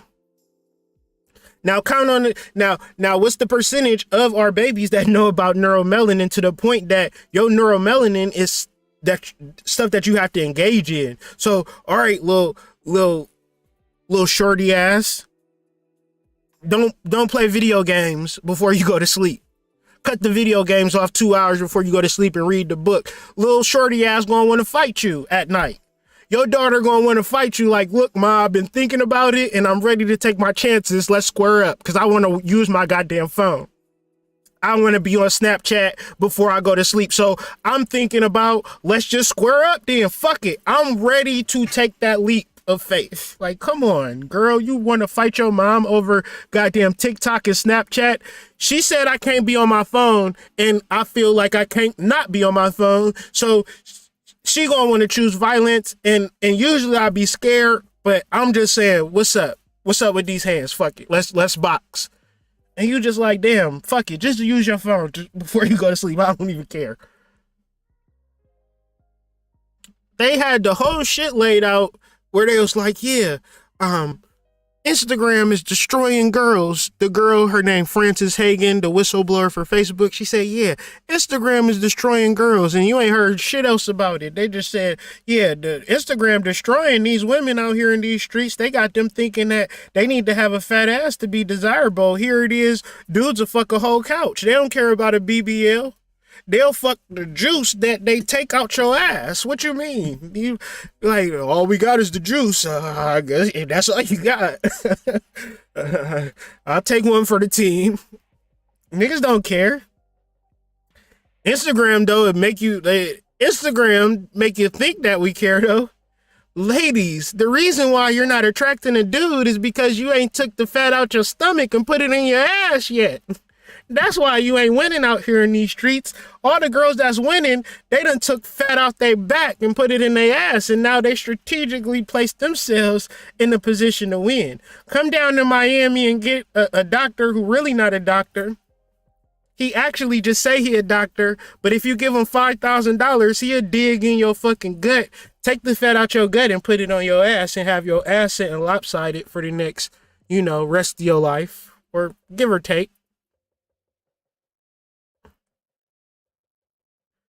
Dr. Moore also tells us that melanin, because it appears in a living organisms at locations where energy conversion or charge transfer occurs, skin, retina, midbrain, inner ear, is because it has been strategically placed in these locations to do what, family? Observe and convert various forms of electromagnetic energy into energy states that can be used by the nervous system. So when you in the hood, you going to observe 5G towers, and that electromagnetic energy is shutting you down. You like, what's wrong with me? What's wrong with me? What's wrong with me? Why I feel like this? Because all you care about is yourself, and you don't even realize that your electromagnetic energy, which got your heart beating, is a fucking phantasm. It's a fucking phenomenon. It automatically lets you know that you're a spiritual being having a human existence, and you need not to focus on the actual physical world. You got to expand your sight. And the way you expand your sight is open up your pituitary gland and your third eye. And so you could begin to see interdimensional creatures. And so now when you look at your boyfriend and he drinking his liquor, you can say, oh, you're a fucking demon. I need to get away from you. I can see your energy now. Because 10 times out of 10, you was just looking at the sexual aspect, the physical aspect, and feeling attracted. But see, once you get underneath the hood and start tinkering with shit, you start looking at people as who they really are. You take off, you put on they live glasses and start seeing people. And this is all a result of melanin. What color was the glasses that they put on they live? They could have put on some goddamn purple glasses, some white glasses. Nope, they had the Ice Cube fucking Lokes on, my guy, right? Opening that third eye. What's melanin? Melanin is your sleep hormone. It represents the darkness. To activate your melanin, you just exist in darkness like the fucking vampire that sleep in his coffin. The reason that he sleep in the coffin so he can be in utter darkness.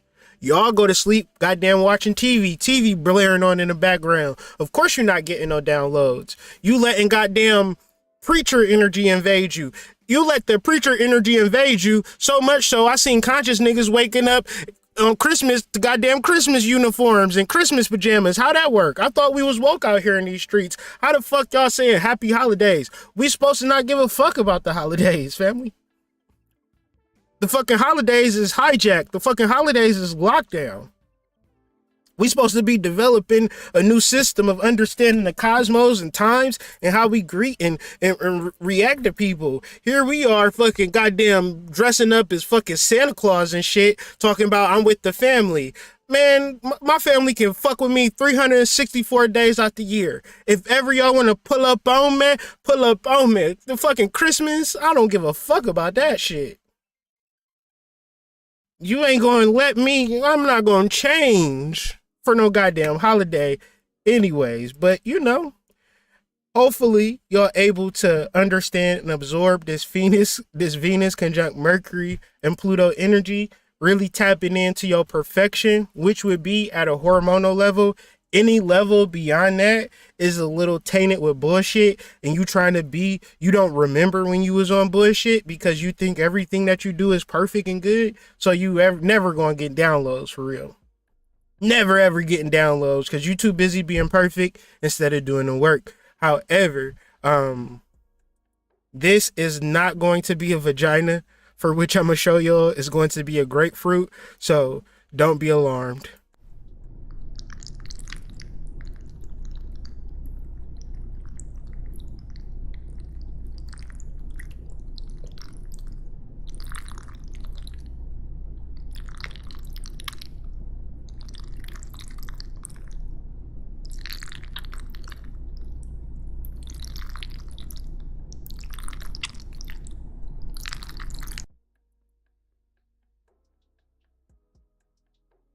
Please support my channel by going to Columbian Exchange, visiting Mama Mystic's Altar Creations, where you can get your yoni steams.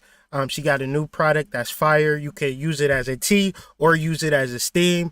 I would suggest you drinking the tea every day, just a tablespoon every single day for 21 days. And if you don't get an experience of severe wet, you get your money back. You feel me? We just trying to elevate the wombs out here, get people into tuning in and tapping into their own matrix. And if you got your money right, you got your mind right, you got your energy right, but you don't got your pussy right, you don't really got shit right. And I'm not the pussy master or nothing like that. That's my wife's job. I'm just, the pussy she paid me to be a spokesperson for her work. I don't know much about, grapefruit energy. Let's talk about this Mars sextile Saturn energy, man. You gotta know what the fuck you creating, man. I'm tired of y'all getting into relationships. I'm tired of y'all getting jobs, getting money, living life, and don't know what you creating. You gotta go inside your mind. Look at the block of clay that's called life. What are you sculpting? You don't gotta, and see Saturn sextile Mars, you could be like, damn, this is a masculine energy, but it's not masculine energy. It's very much feminine energy because it lies at the root of commitment. To be Saturnian means to be physically aligned or physically grounded. In this process of grounding yourself, you have to be dedicated. So say, for instance, you a tree. You ultimately saying that I'm never going anywhere for the rest of my life. I'm going to stay here for hundreds of years, and I'm just going to grow and grow and grow through grounding to the earth energy. That's Saturn. And now it's sextile in Mars, where you have to really make your choice in what you are going to be committed to. And if you look at the fucking etymology of commitment, the root of commitment is giving your life. So if you have asked about any type of thing, you're looking at this block of clay and saying, well, I'll do half of the work. I'll do a little bit of the work. I just do a little bit. You ain't going to make shit. And it's never going to be a sculpture. It's just going to be some shit that you half-assed done. You in your relationship like, he's cool. He's all right.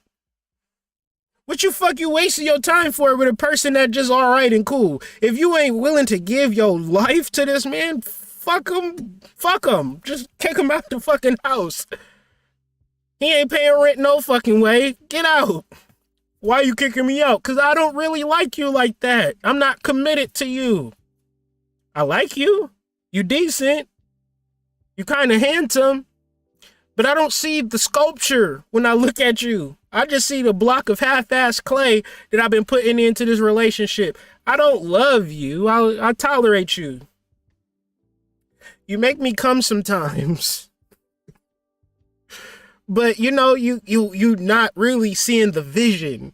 And if you don't see the vision, that is not commitment, and you wasting your time. Saturn sextile Mars is like a nudge. But that nudge is saying, you got to know what the fuck you creating. And if you don't know what you creating, how are you going to create something? If you get into your car and you don't know where you going, how are you going to get to where you're going and you don't know where you're going? I mean, you might happenstancely run into some shit, but generally you're never going to get to anywhere. Thank you, Revealing My True Face, for the super chat. Much love to you. Appreciate the donation. Shout out to Kevin Samuels. I created this psychological syndrome called Love Jones syndrome. It's when you madly in love with a person so much that you don't have a plan, purpose, or designation within your relationship. Y'all just fucking because it feel good. If you just fucking somebody because it feel good and you don't have a vision or a plan, you suffer from Love Jones syndrome. Most people that I know, they want Love Jones syndrome. They don't want commitment. Because within a commitment, you got to have an intention. And within that intention is everything encoded for which you are attempting to manifest. It's not ambiguous. It's not trivial. It's not conditional. It is, my intention is in reference to, I know it's going to be some effort required, but I'm going to do the effort part anyways. So what is the goal of the relationship? It'd be like, the goal of this relationship is for you to bend over and take this dick, call me daddy. You'd be like, whoa, is that what we doing here? The goal of this relationship is for you to continue paying rent like you've been paying, sir. Do you not want to pay rent?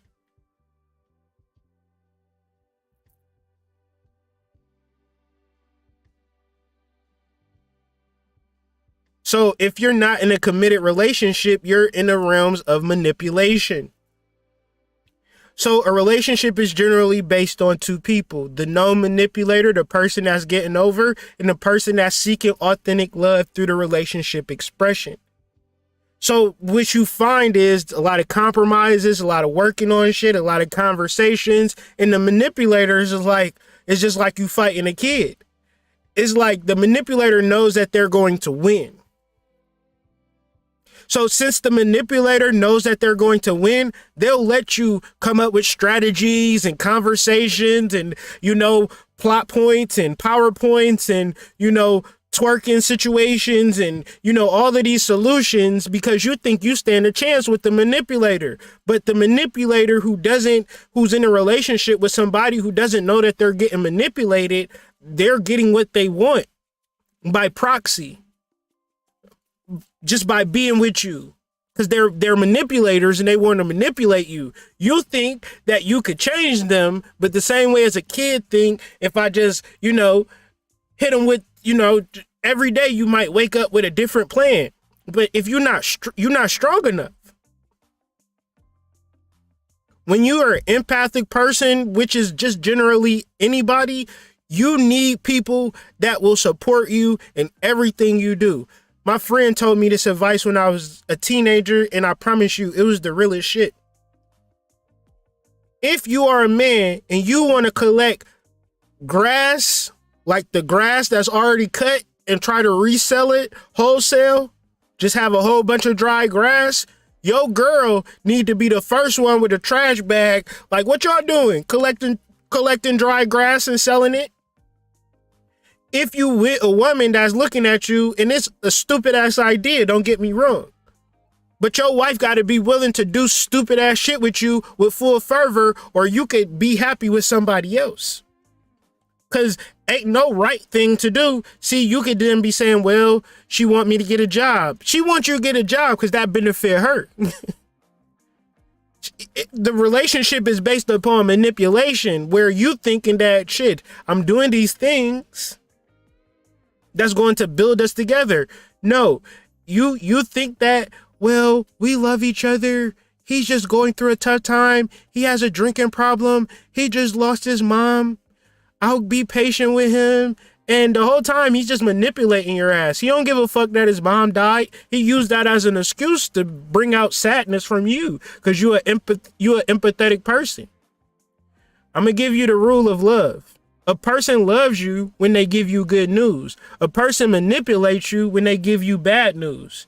And it don't matter. It could be your kid. It could be your wife. It could be your husband. It could be your best friend. A true respect of energy is to let you deal with your negative energy because you love that person so much that you don't even want to give them negative energy. You would never mouth a bad story because you ultimately know that you attract your own negative energy. But you should be at a point esoterically that you attract nothing but good energy for which you want to share this good energy with somebody. But you ultimately understand that you could use your pussy for an advantage and thus you become a manipulator the whole time. Oh, you don't got to use a condom. No, you ovulating. No, this man got some money. You know his social security number. Yes, come nut in me. And then like, oh, I'm pregnant. Oh, we up in child support. Whole time, the nigga didn't even see it from the beginning. The whole time you like, yeah, don't wear a condom. You don't need a condom. I'm ovulating, fool. You need to bust inside of me. I know what kind of job you work at. I know your information. We about to do this thing. Now you getting fucking $2,000 a month. And that's just some Scorpio shit. I don't know. And it's like, you didn't tell him, like, I'm just using you for a check. I know that I'm ovulating, and he probably was thinking, this girl really like me. Now you in child support. She ain't like you at all. And you could be the type of woman to say, I would never do that. Child support is thriving right now. And it ain't because men is going there to fill out child support petitions.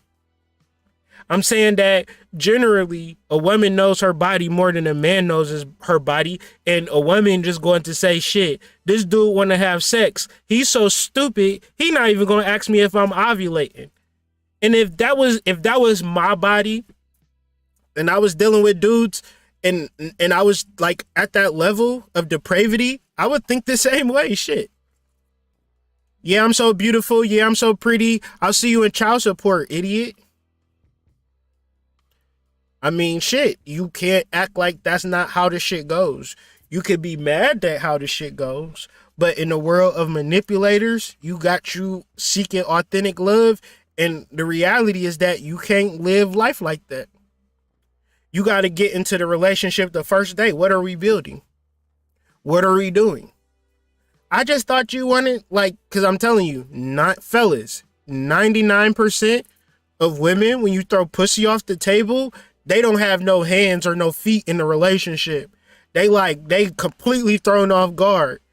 And you gonna have a hard time finding a wife that's not going to use pussy against you. It's a survival technique. It's based upon hormones. And generally, you gotta be, and I'm saying this for the men, that you gotta begin to create the conversation outside of sex. You have to master your Mars energy, sextile Saturn, discipline, grounding yourself in earth energy. You can't allow yourself to be victimized by porn and women and sex. You cannot be manipulated out of your testosterone. Very simple shit.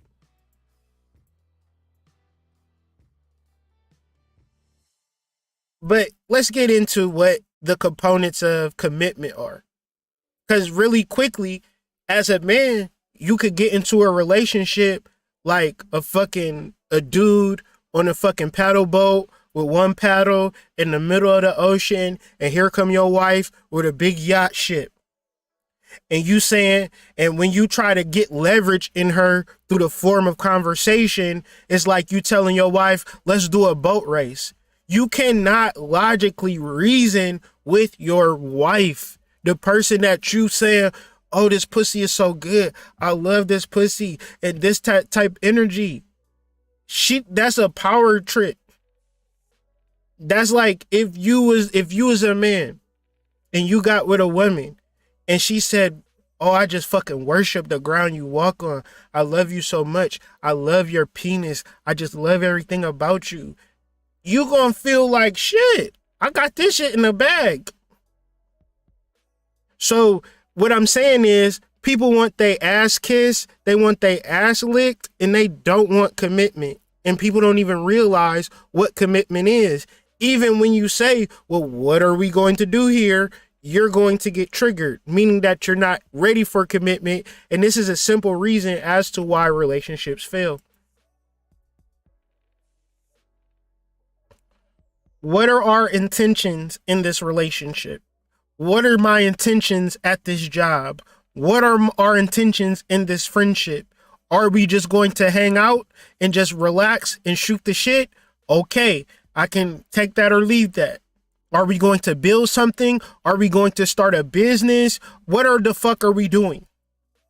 Are we just going to lie to each other? Just let me know. Are you on OnlyFans? You need an OnlyFans photographer? Let me know. Are you on OnlyFans, bruh? I see you doing the goddamn jack off videos. Do you need a photographer? Right? What are we doing here? Intention. The etymology of the word. Without no shadow of a doubt, you got to know what the fuck you are intending. Based upon a stretching out, a straining, an exertion, or an effort. Let me move my big head ass out the way.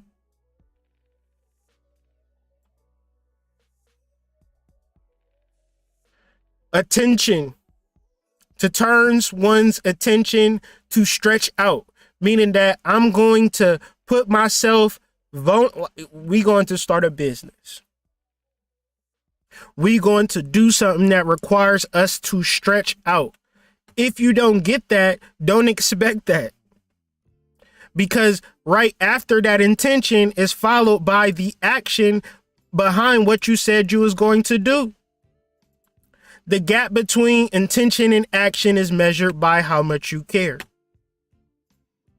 I know fellas, y'all dating these women and they not giving y'all shit because she don't care about you. And the more that you do, it's not going to make her care about you. That's what makes it suck to date, because you could never do enough to get a woman to like you. She has to intentionally fuck with you based upon how she cares about you. And if you know any friends, they'll talk about the dude that bought them shit. They'll talk about the dude that fucked them crazy. And then they'll also say, well, I can't fuck with him because he got a lazy eye. I can't fuck with him. He got 4 kids. I can't fuck with him because he ain't tall enough. They don't care about the dude. And then they can also say, well, he does try his best. He picks me up. He's clean. He's respectable. He want me to meet his mama, but I don't like him. No, you just don't care about him to match your intention and action, because a relationship is a responsibility. And that responsibility, if you could have it your way, you would wish it to exist in a land of ambiguity. Just take care of me and do nice things. And he'd be like, well, what you want to eat? I don't know, whatever you want to cook. All right, I'm gonna go to McDonald's. I don't want to eat McDonald's. No sense of value for the relationship whatsoever. And it's all a big contest on how you can please them. And I'm married, so I'm out the game. I'm glad to be out the game, because it's like, if you're dating, you're not winning. You're on a little fucking, a girl gotta think, and nobody is going to think like this. A high quality, high value woman is never going to think, let me get out of this yacht and go get into this little small paddle boat and be with this dude. It's just much easier to manipulate you and control you into doing what I want you to do. So I'll hold back and not give you anything. I won't give you any intention. I won't give you any action. I'll wait for you to fucking text me so I can decide whether or not to deal with you or not. And this is what you dudes have to deal with out here in these streets. Because raise your hands if you ever date a woman that said, this is exactly what I want to do in the context of dealing with you. This is how I want to bring value to your life. This is the work that I've been doing on myself. This is how I feel like a relationship would bring value to you and how it would bring value to me. These are the mutual benefits of our courtship. And I know that I'm telling you this because you would never think to holler at me on this level, because most of the women want you to fucking jump through flaming hot hoops. And since I know that you're not a tiger, I'm going to give you the respect and tell you my intentions and my actions in relationship to how I want to support you. Because I know you don't need me, because I done peeped you out. I see that you are a well-standing, upstanding individual in the community. You're a high-value individual, and I just want to support you and bring my intentions and actions to what you already got established, big guy. I'm fucking with your movement, and I want to support your movement. Fellas, raise your hand if you ever had that experience happen to you before in your life. Raise your hands if you would want that experience to happen before in your life, and raise your hands to realize that you'll never get that because society has completely hypnotized our whole entire population to hating you. Okay, so that's just the facts. I don't make the rules. I just be observing these shits. Why is commitment so important when you are in a relationship? Because there is no failure within commitment, because there's only intention and action. You exist in a state of perpetual intention and actions. In the article, is more related to what you want to do. Because if ever at a point you feel compelled to do some shit for a person that you don't want to do, then you're a slave. So commitment is not slavery, is not responsibility, is not obligation. It is the joy that you find within yourself to shower your lover with positive energy. But the most important caveat to Mars sextile Saturn is that if you don't find these energies within yourself, Saturn representing your psychic forces, Mars representing your testosterone. So your psychic forces is generally having to come first, more than your compulsions, more than your anger, your disposition and shit like that. You have to completely look at your psychic sense. So for 2022, I'm challenging men to be spiritual. I'm challenging you to live a spiritual life, not a life based upon you just having to have sex with women. And I'm not being cool with dudes because as righteous as I am with females, I can't trust these dudes to be Saturnian. They more tuned into their Martian energy and they just want to fuck at the end of the day. And I don't like that. That don't represent my brand.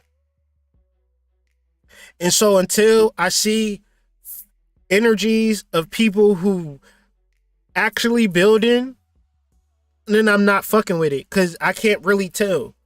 People can fake the funk up until pussy get into their face and then they become somebody different. And I understand this, but I gotta stand in my denial of the proverbial pussy, because it's much more important for me to stay in commitment to the tribe, to my family, to my children. These things are much more important to me than, sexual energy from strangers. So when we talk about testosterone, we're not talking about childish testosterone. We're talking about elevated testosterone, the magic of waking up and seizing the day, carpe diem. When we talk about estrogen, we're not talking about, just regular hormones that you don't have any consciousness of. We're talking about the feminizing of you from a hormonal level, because the reality is that we are tuned in and tapped into cross energies. The men want to have estrogen and the women want to have testosterone, and we're not doing the actual studies. When you get into planetary conversations, you also should have hormonal conversations and begin to understand the hormones that you produce.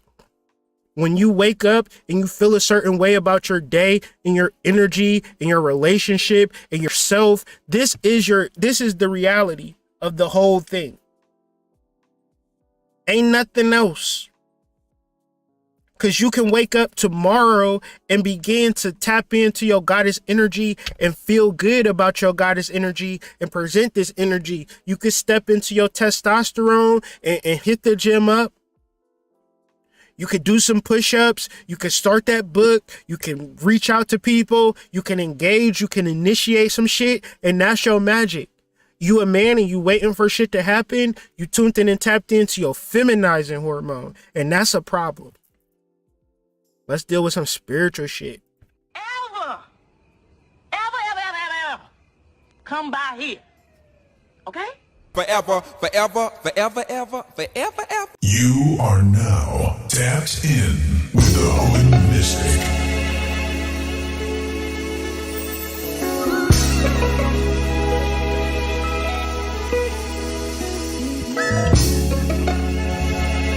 Your favorite astrologer's favorite astrologer.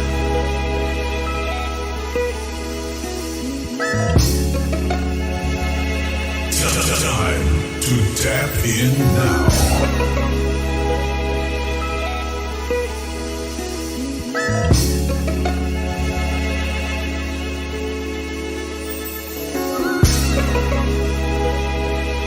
You are now tapped in.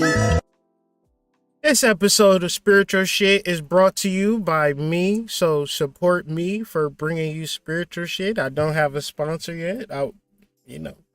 If you want to get sponsored, this is your chance. You got a wonderful product. You want me to present it right before I start my spiritual shit? Go ahead and email me at hoodmystic@gmail.com and have some Fetty Guaparini already on deck before you talk about sponsorships. I am not trying to be nobody's homeboy, nobody's friend for the whole year of 2022. Unless you're trying to do business, unless you got an intention, understand your intention is reduced to your effort. People be like, I got this idea that's going to require you to do all of the work, but, it's still my idea. Like, no. Intention, effort, action, completion, mutual benefit, energy. You feel me? But this episode of Spiritual Shit is called The Easy Way. If you paid attention to episode 2 of Spiritual Shit, we talked about the hard way. And of course, the hard way is not necessarily like hard being difficult, but hard being gangster. Like that dude over there, he hard. You know what I'm saying? Like that's the hard way. The easy way is not like the easy way. It's the way that people take that seem easy, but ultimately always have you fucked up in the long run. So trying to warp your mind a little bit, get you to thinking, and hopefully you able to think your way through this particular episode of Spiritual Shit, and you can actually see these qualities within yourself and make some adjustments. As I do this, I'm going to be honest on how these things show up for me. So this should be a good laugh, a good time. And ultimately, you should be taking notes and recognizing the self-deception within you, because self-deception is the easy way of how we live life. We be ugly and thinking that we fine. We be weak and thinking that we strong. We be cute and thinking that we ugly. We be tall and thinking that we short. We be cats and thinking that we lions. So ultimately, self-deception is the way of the game. This is kind of normal because self-deception is easy. Self-deception is a result of confirmation bias, cognitive dissonance, and everything that you want is right. And any information pointing to you being wrong is in fact wrong information. That's what pissed me off about the girl saying, Hood, I might start watching your videos again. Don't watch my videos. I asked you to watch it. I mean, watch it if you want to, but shit. Don't make me feel guilty for putting out content, and then don't act like you my friend and don't even give a fuck about my videos and shit like that. But then be like, I put a lot of energy and effort into these videos. If you don't give a fuck about these videos, then part of you don't give a fuck about me. Of course I can deal with it to a certain level, but just don't throw it in my face that you don't give a fuck about what I'm doing. That's crazy. But anyways, that's just me being real. I am who I am, and it's some shit that I need to work on. If I ever come across as being perfect and that this spiritual shit has elevated me out into a space of perfection, I'm probably on bullshit and I'm under forms of self-deception. To keep myself in check is really helpful for me, but for some people, the truth can swing them into some goddamn state of depression. They can't handle the truth. They turn into goddamn Jack Nicholson. But where does this self-deception root from? Where does it come from? for melanated men, it comes from the idea of winner and losers. When you looking at a girl majority of dudes is not getting no ass. Small percentage of dudes is getting ass, and the small percentage of dudes that's getting ass, they hitting all of y'all like goddamn rabbit holes. They just boop, boop, boop, boop, boop. You know that hamster game? They tagging y'all like goddamn, you it, that type shit, right? And so for a majority of dudes, since the average dude is not getting pussy, the average dude off the rip thinks something wrong with him. Because he looking at the world of winners and losers. And if women don't vibrate towards you in a strong way, you are a loser. And if girls like you, you are a winner. This is simple life mathematics. And generally, you can spend time. You can look at the world and say, that's fucked up. Girls don't like me.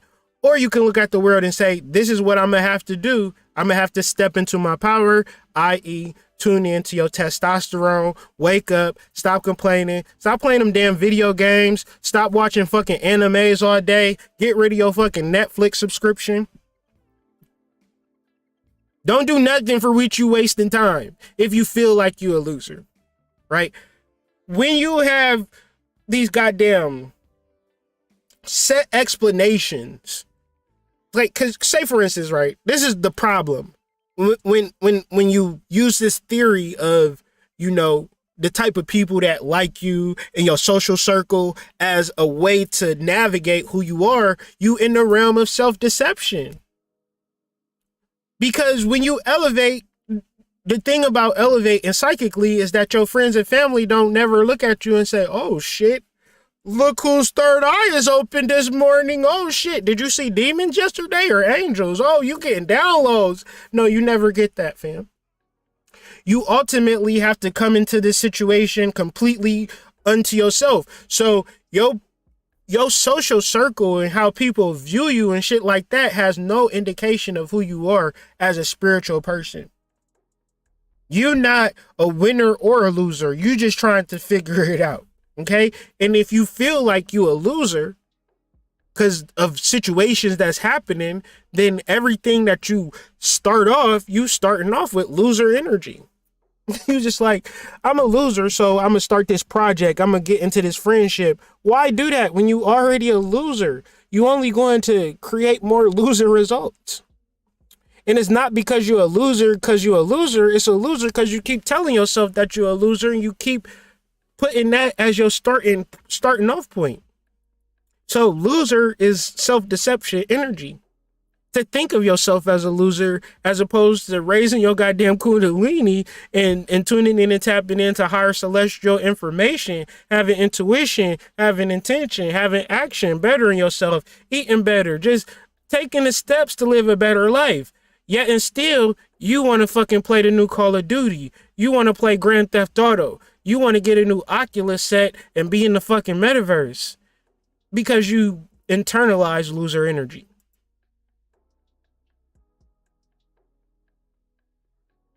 How much control do you have over life? How much control do you have over your relationships? And how do society try to kind of intermingle that beauty, success, BBLs, platinum chains is how you control the energy of life? If you think that if you change your external appearance that you will have more control because you can control your body, which actually you can't control your body, because if you could control your body, you wouldn't be going to doctors to do surgeries. I hear that dudes is getting dick enlargements too, so that ain't right and exact either. I'm saying if you got to get cosmetic surgery under the space of you not getting burnt, or maybe you just got the money and you feel like you can do it. I'm talking about the root of imagining that you can control reality, control your body, control how people respond to you, but never get into the authentic space of who you truly are. You constantly manipulating how people perceive you. Then when the real shit comes out, you can't differentiate the two because you imagine that you can control how people looked at you by manipulating your external. It's completely self-deceptive to imagine that you are in control when we are traveling light speeds through space. We on a fucking rock and stars and shooting stars and comets and asteroids and speeding cars and airplanes and all types of weird shit. Fish, oceans, tsunamis, tornadoes, forest fires. You don't control shit. And the quicker you realize that, the easier that life becomes. It's when you young and you thinking, well, shit, I gotta get this degree. Niggas got degrees and still sad. I gotta get this job. People got jobs and still sad. I gotta get this money. People got money and still sad. I gotta get YouTube subscribers. People got all of this shit and still sad. Until you get into a realization that, goddamn, I'm on a fucking rock. And I'm fucking like in this atomic space and non-physical space, and I gotta tap into my electrons and things of that nature, then it's not going to be nothing but self-deception for you.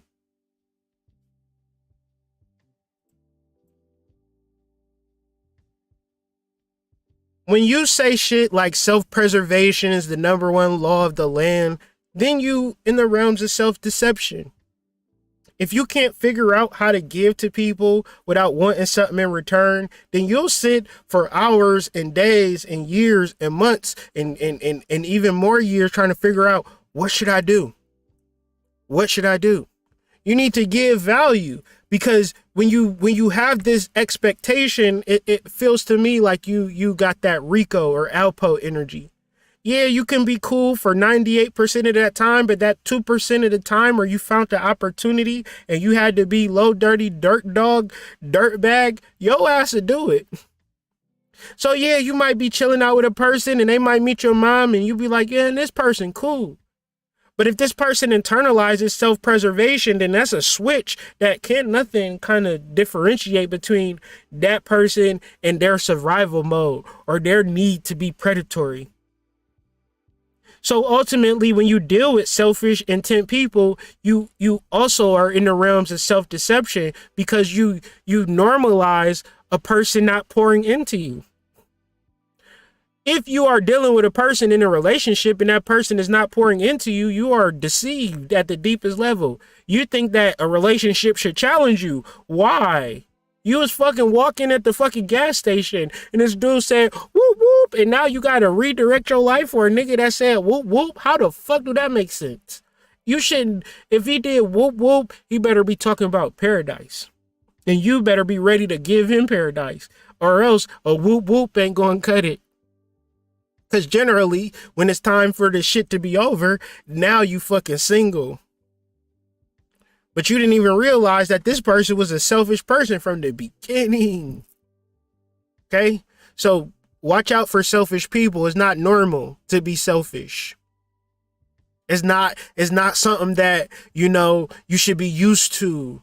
Especially if you in an intimate relationship or doing business with a person and they selfish and you trying to make up the difference. It don't work. You will be spent, and even worse, you might end up dead dealing with selfish people. Why? Because it's normal to be poured into. It's normal to live in bliss in your relationships.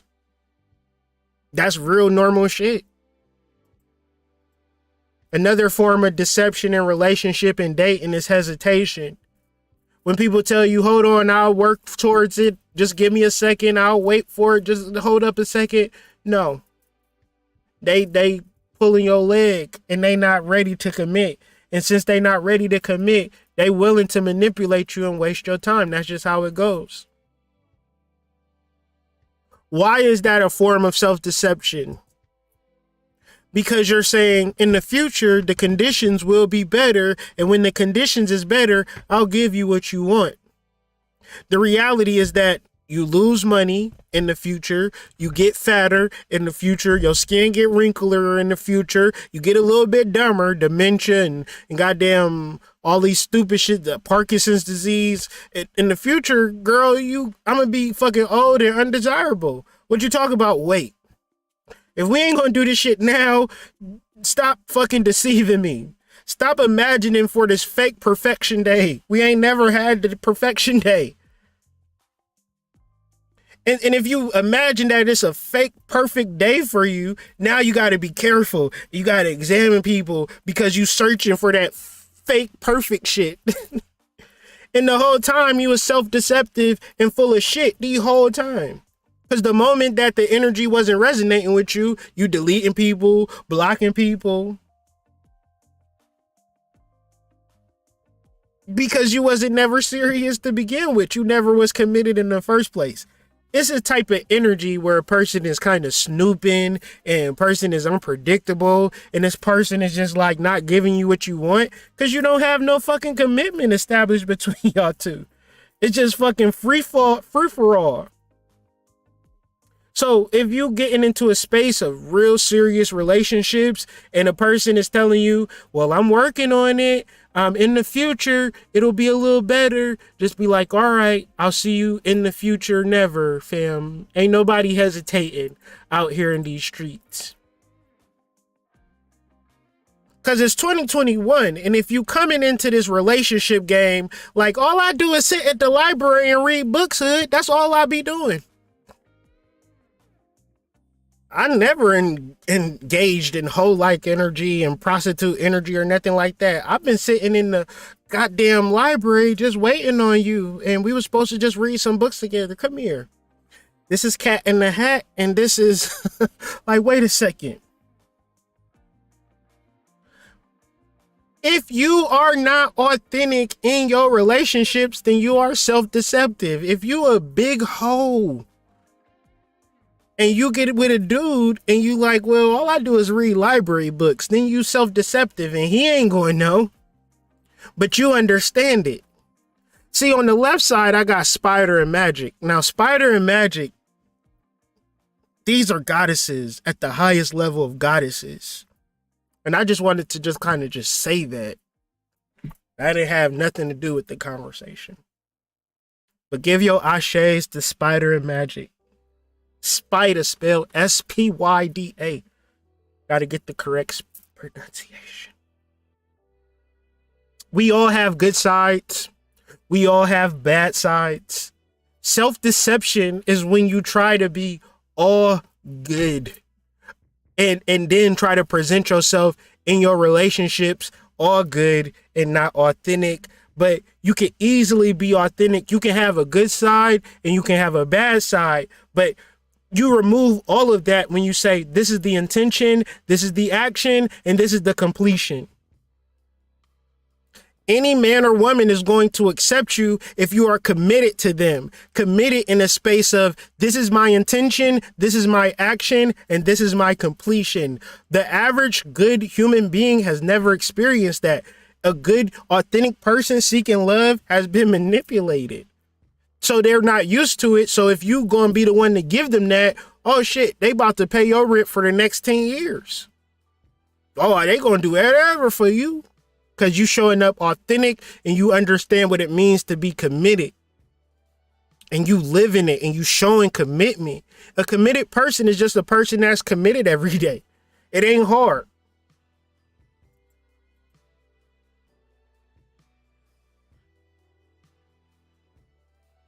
So all of a sudden, you read a couple of books, saw some YouTube videos. Now you extra spiritual. When we can only be right and we can only be spiritual, then we can't be authentic. And when we're not authentic, we're being self-deceptive. And this is the easy way. And even if you're not thinking that you are extra, say for instance, like, well, I don't think that I'm extra spiritual, but I'll one day get there, hood. You self-deceptive and you worse than the person that think they are extra spiritual. You actually working to get there. That's like trying to go to a desert to drink water. I'm on my way to this desert to drink this water. It ain't no water there, fam. You need to go to the lake. Like you trying to be something that don't exist. Like, cause y'all watch movies and read books and got this vivid imagination that spirituality has to be this hocus pocus, fire's coming out my goddamn fingernails. And that's based upon being right and getting to this point of, yes, I have done it. I've reached the spiritual pinnacle of life. But still can't be authentic, still doing big manipulation, still taking Christmas pictures and goddamn Christmas pajamas. You confusing the people. You showing the people that you don't even got no control over your actual truths of reality. You letting society suck you dry. Cause you doing so much to be extra and to be strong. No, just be yourself. No matter what. Don't be extra. Don't wish to be extra. Wish to find the authentic version of you and then figure out how you're going to commit to a situation or to a person. How do you commit to a person? Intention, action, completion. Very simple shit. But y'all don't be having shit to offer. Nothing to offer. And that's why you gonna fucking wallow in bed and fucking have your tears to fucking comfort you at night.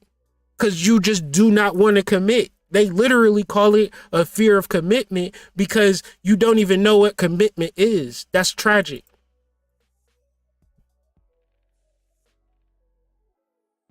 Now we doing rituals. Now we doing magic, but we not doing it for self-deification. We're not doing it for downloads or wisdom. We're literally doing it for selfish purposes. We're doing it for pussy. Trying to figure out what deity, what demon is going to help us get some money. Because we don't desire spirituality from an authentic space. We just want to be self-deceived. See, we want to do it the easy way. So not only are we just, ain't shit, but we special and spiritual based upon the magic that we do. Never realizing that we are self-deceiving ourselves. We are going about it the most easiest way possible, hoping that we get the job done by doing it the easy way. And then even deeper is the introverted deepness. You ain't put none of your shit on the line. You ain't even did a Facebook post, an Instagram post. You ain't even talked to nobody about your spiritual journey. You just introverted deepness. You just watching videos and everybody else around you listening to crunk music and twerking and doing dance steps. And you got to hold in your deepness like a goddamn balloon filled with goddamn hot air. You just mad and can't talk about shit.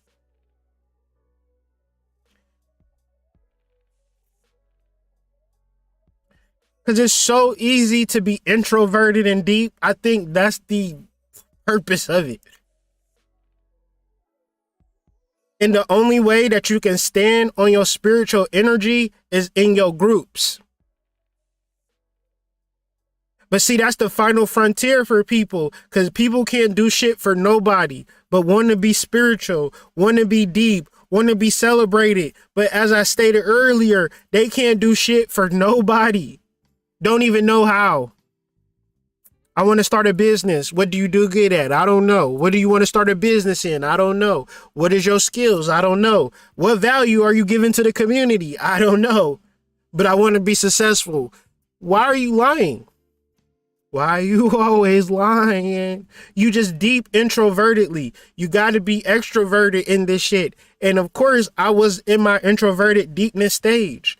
I didn't realize that the spiritual journey required me to set up shit and be out and about because I need, personally, in my spirituality, I can't be like, well, I'm Kyrie here, but I'm the hood mystic there.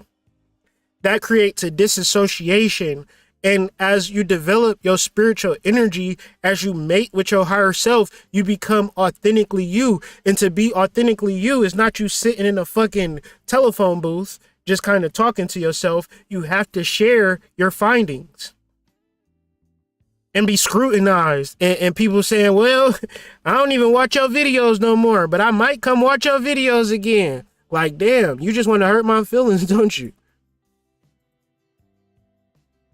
You know what the spiritual community is nowadays?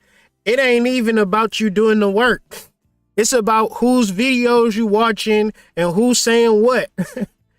But it ain't about you doing the work. My only goal is for you to begin to do this work and get your downloads and get up out your house and tune into energies and work with people in a productive manner, not pulling your dick out, not pulling your panties down, not talking about this person is so deep and this person is so elevated. No, fuck the Hotep ass worship. I don't care whose class you signed up with. I don't care whose videos you watch. That shit to me don't even sound for real. You literally telling me I like the way that such and such take a shower and I'll be watching them take a shower. And when they take a shower, I get clean. It's so amazing that they so spiritual that all I got to do is watch them talk and I'll become clean. It don't work like that. If you want to take a shower, your ass got to step in the fucking tub. So I don't give a fuck whose videos you watching. If you're not doing the work, you're not even tapped into the ritualistic life.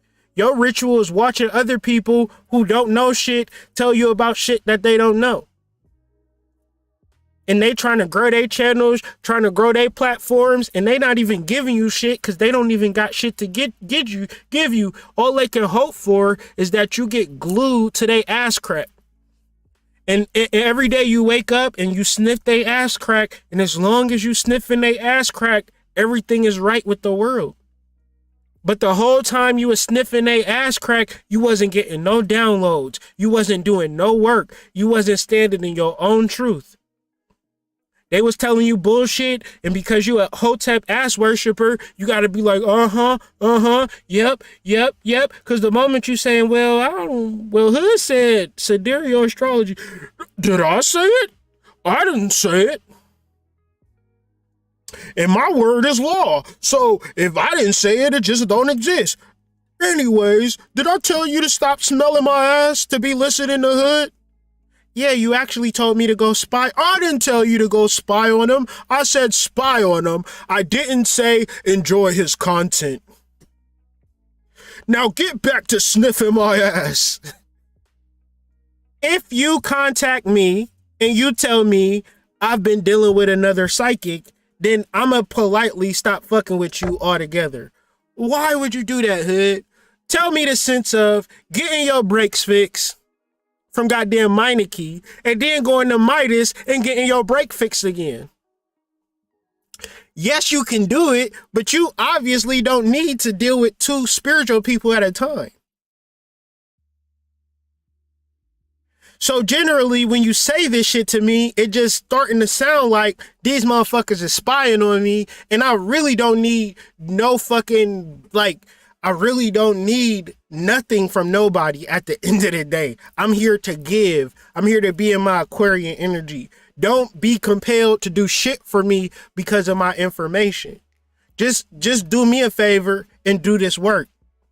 Do some meditation, get some downloads, present some downloads. Tell me about your experiences at the mounds. Tell me about your rituals at the river and what you manifested from the river. Tell me about the shit that you've been releasing through yoni steaming and dieting and things of that nature. Don't tell me the flavor and the sniffery of my ass crack, because it's not going to do nothing for me. And don't tell me how you be sniffing other people's ass crack, because that's not going to do shit for me either. I'm not here about who you like and who you don't like. You need to do this work. You need to do this spiritual work because you are a spiritual being having a human experience, and you have to free yourself from the mundane five senses. Watching people is visual and it's feeling based. It ain't spiritual. It may feel like spiritual because I'm saying spiritual, but until you engage and tap in and do the work, you ain't doing nothing but smelling Brother Pennick's ass crack. Ooh, I've been watching a Pennick video and I love Pennick. I'm a Pennick ass crack smeller. I wasn't able to progress and learn until I took my nose up off his ass and began to do the work myself. I can only talk about shit that I've been through and came through. I thought Bobby Hemmett, I literally would train myself to watch at least 8 hours a day of Bobby Hemmett videos, for which I thought it was the work. And for a whole year, I just listened to him and I didn't buy not one book. Because when I first started my spiritual process, I was trying to get through it without spending money. I was getting through it through trying to, not spend no bread, not spend no money. All you talking about these books, but hopefully talking about the books enough that I don't need to buy the books. For which I was in some bullshit Hotep ass worship, and I'm so grateful that, I joined the 12-step recovery program, and I'm 6 months clean. I be cracking myself up. My little dark humoristic jokes be taking me to different levels of humor. I digress. The reason that you do not want to be a Hotep ass worshiper, because one, you in the realms of self-deception and you trying to do it the easy way. This man is so spiritual. As long as I get under his bosom of spirituality, his bosom will protect me from the torrential storms of this dualistic, cruel world. Meanwhile, you getting your fucking head cracked open because it is no protection. I don't give a hell who you watch. Tell me about how you trust yourself. Because when you say, I don't meditate, I don't need to meditate, you know how I hear that? I don't trust myself. And if you don't trust yourself, you don't trust me. And if you don't trust me, then we ain't gonna have no, sooner or later, I'm gonna do something. I ain't shit for real. And I don't even be using reason or logic to not fuck with people. You don't even gotta do nothing for me to not fuck with you. I could wake up on the left side of my bed and just be like, I ain't talking to them no more. Cause I ain't shit, and I ain't really progressed to the point of being a good person all the way. Like, not all the way. I'm a work in progress. However, I trust my fucking intuition enough to get particular downloads to say, oh no, their energy ain't right, I'm cutting them off. I trust myself. I trust myself. I trust my intuition. I trust my rituals. I trust my magic. And if my energy, if you sending me vibes that ain't intentional action, completion, you just giving me the ambiguous love energy. Oh, Hood, I love your video so much. Then it's Hood, I don't really like your video so much. You know how that makes me feel, fam? So it's not your fault. It's my fault for not understanding how the game goes. And then realizing that, okay, shit, I got to deal with myself. I trust myself. And ultimately, in 22, going into 2023, I might look at y'all and eventually say, you know what? I trust you now. Because I trust myself enough to make the right decisions on who I should fuck with versus who I shouldn't fuck with. But right now, my picker choosers is all fucked up. I gotta work on my pickers. My pickers ain't right now. My pickers is goddamn under maintenance. And when your pickers ain't right, you shouldn't pick because you know you be on bullshit and you know you hurt and you attracting shit.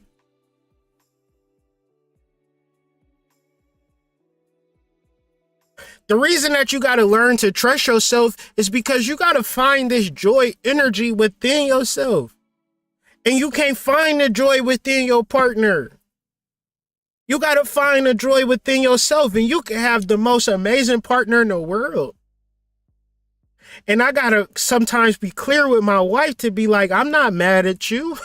You're the best thing that ever happened to me. But I still got work to do internally that you probably don't even understand. And of course, you probably don't understand. I don't fucking understand it. But I'm getting to a space where I got to figure out if it's parts inside of me that ain't filled with joy, I gotta work on that shit. And it might look that I'm angry, it might look that I'm mad, but I'm really trying to get into a space where I can offer you joy. Because if I don't have it within myself, I can't offer you that. And there's some iniquities and false understandings that I have about myself that you don't even tell me, but I tell myself. And I got to work on this. And it starts with trusting myself. Trusting yourself leads to joy. Joy leads to you trusting other people. But here we go, trusting everybody else. Right? Trusting ourselves before we get to trust our partners. or trusting our partners before we get to trust ourselves. So another level of self-deception is, I don't got no money. I'm broke. We poor. I'm low. I'm from this area and we black people, so you know we don't got no money. Listen, you was born with rich. You got melanin. You just don't work with it. You don't program yourself enough. You program yourself to say that you broke. You don't program yourself to say that you wake up rich. Do you charge your electrons with attractive energy? You got to start charging your energy and start attracting finances at a high level, because that's the only difference between you and any rich person out there. You got to charge yourself and tell yourself, I'm rich. I'm rich. Money comes to me in abundance. And I know that sounds crazy as fuck, but if that shit did not work for me, if it didn't work for me, I remember having multiple streams of income. I ain't have one stream of income. I had a fucking trickle. I had a trickle of income. And I would just say to myself, I got multiple streams of income. I got multiple streams of income. And I didn't have shit.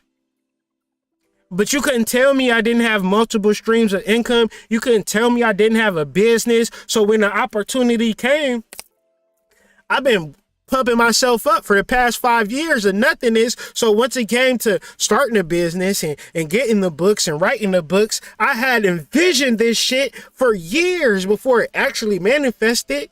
And of course, the people around me, I looked like a crazy person. I'm an entrepreneur. I got multiple streams of income. Can I borrow $5 because I want to hit that blunt with y'all? My nigga, didn't you just say you had multiple streams of income? You asking for, yeah, I just want to hit it once, just hit it twice, you know. And you ain't even got in on it. You want me to give you money to hit my blunt? Yeah, that's what I was saying. That's what I was saying. That's what I was saying. So learning to be a programmer of your reality is your job. Because it's a fact that I have multiple streams of income today. I get money every single day from multiple streams of income from various sources every single day. I can guarantee you that I will receive money every single day. And I used to be a person that was going to work, getting a check every 2 weeks, and that Friday, that shit'll be gone. So I had to go another 2 weeks broke as shit. Oh, I had to keep telling myself multiple streams of income so I didn't break the fuck down. I knew one day I'd figure it out. I knew one day it'd get better. This is what I would tell myself. So what are you telling yourself as you go through this fucking week? Are you telling yourself I don't deserve shit? Or are you telling yourself I'm going to make $30,000 in this next coming week based upon my products? That seemed like a far-fetched goal, but my goal is $30,000 this week. And if I fall short, it's still my damn goal. It's not a far-reaching goal, and I've got actual applications to reach that goal. But it's just more or less of what do you intend for yourself, and then how do you live in that intention? But the intention within the root of intention is effort. So the easy way is how you fuck yourself up. It's millionaires that wake up and go to work. It's millionaires driving right by you in a fucking Tesla on their way to work. When you said you get $1 million, you going to just retire and not do shit. You see the difference?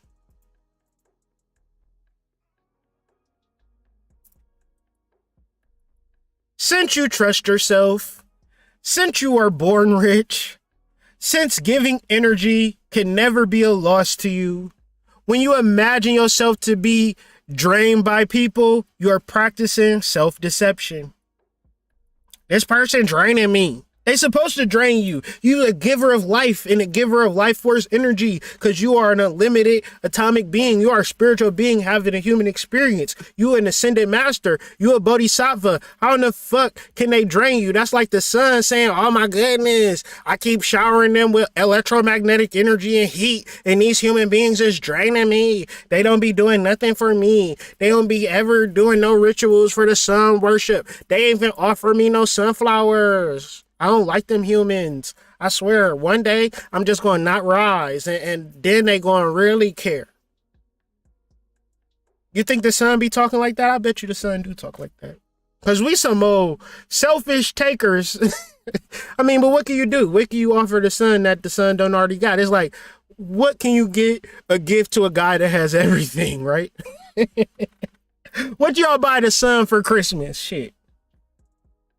So understanding you as a sun-like energy, as a star-like being, as an energy of the cosmos, the natural response from trusting yourself, from tapping into your prosperity is how you give this energy, i.e., what is your work? What is your calling? What are you going to do, whether you have $1 million or $2? Because I've did YouTube lives with $2 in my bank account. I've did YouTube lives with $30,000 in my bank account.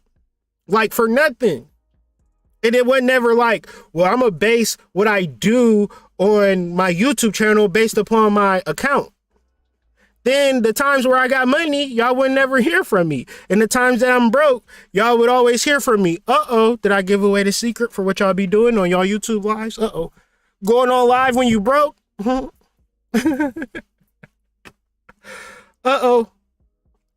See, you got sun type energies that be stealing y'all energy and y'all don't even realize it.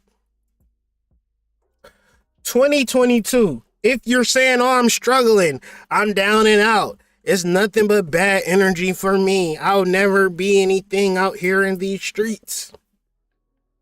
You are under self-deception, and it's some easy shit to say. If you feel like you gotta struggle to be successful, you gotta struggle to be prosperous, you gotta struggle to be loved in your relationship, you gotta struggle for money, you gotta struggle on that pole. If it don't come easily and seamlessly, then you under a form of self-deception. Because what did we state earlier? We are spiritual beings having a human experience. And in that understanding, we have been developing that understanding for the last 2 years. So since like 2019, it's like the download came real heavy. We're spiritual beings having human experiences, and you got to really never let that shit go. And because now we're coming to the precipice or the cusp of it, we're going to deal with the fruits of being spiritual beings having human experiences. So part of this is like a purging energy of people who've been around me that never really wanted to do the work. They just kind of wanted to be around me as I was really humbly doing the work, trying to get my space up to elevate past struggle, because up for a large percentage of my life has been nothing but struggle. Because I've programmed myself to struggle. Now counteracting those programs and building myself up from the ground up level, the final phase of activating your crown chakra is making sure that everybody around you is receiving your light and understanding you. And if a person is not like receiving your light fully and clearly, ain't nobody about to struggle and prove it to you. This is the beauty of knowing yourself and trusting yourself and loving yourself at the deepest level, to know that I'm coming to give and can't nobody take from me. And it's no strain in giving. There's no struggle in giving. It's only struggle in manipulation and wanting and trying to pull and steal and take from people. So going into this year, really pinpoint those areas or those people where you're struggling at and begin to change that shit around. Begin to move it around till you get to a place where there is no struggle. And I'm telling you, the easiest place to remove your struggle is going within and really finding yourself from a spiritual space and not being decepted into, you got to work hard to get this. I got to hit you with some ambiguous energy to have you in my maze and in my struggle, and you got to work through this. You're not good enough. You got to remove that type of energy, because in all relationships, in all financial situations, with friendships, is based upon intention. Meaning that if that intention isn't there, you could exist in a cloud and then be in a space where you're deceived. You can't be deceived through commitment, because commitment is reliant upon an everyday action. It's only when you accept people who give you fickle energy that you try to fill in the blanks. And because you filled in the blanks, you thought that that was right and exact, but you just filled in the blanks. What was actually in them blanks was some toxic energy. So purge that energy from you so you can go into 2022 with no struggle. You don't have to prove points. You don't have to argue with people when it comes to your inner bliss, when it comes to your joy. And that's about as spiritual as I'm going to get for y'all in this space of time. Like I stated earlier, I'm going to do a Zoom call with y'all. I don't know how long this is going to last. If y'all have any questions in reference to what has been said, please talk in complete sentences, meaning that we don't want paragraphs and essays. We want to just kind of like have some exclusive banter. So give me a second while I get this link for y'all. See if we can have some convos for the one time. And generally, if y'all don't want to talk, I ain't gonna force y'all. I ain't gonna force you.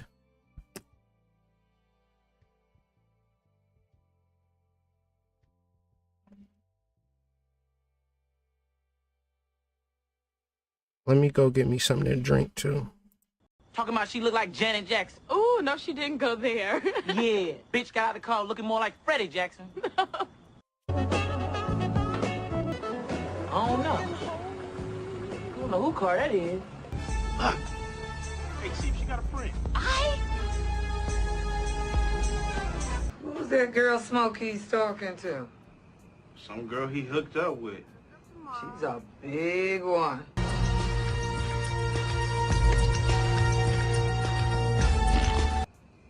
But if you come by, I won't call you.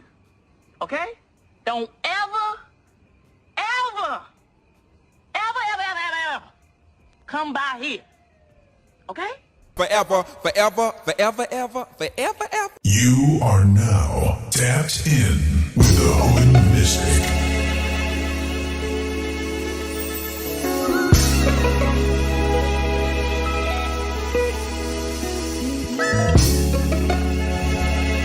Your favorite astrologer's favorite astrologer.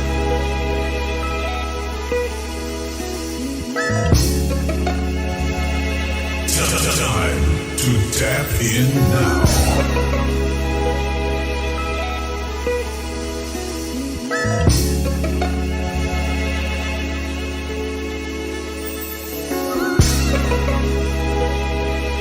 You are now tapped in.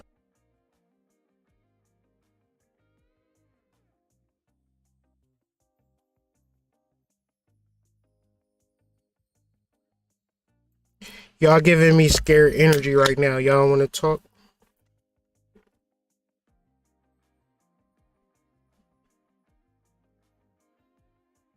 The link is in the chat if y'all want to have a little powwow. Anything that y'all want to share.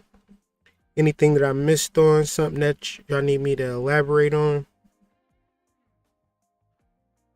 Don't be camera shy. Your baby mama could be watching. Your future baby mama could be watching. This is your chance. Make a good impression.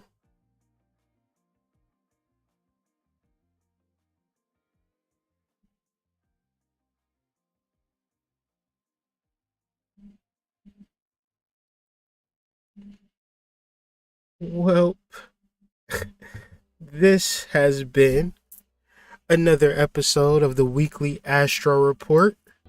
Spiritual shit.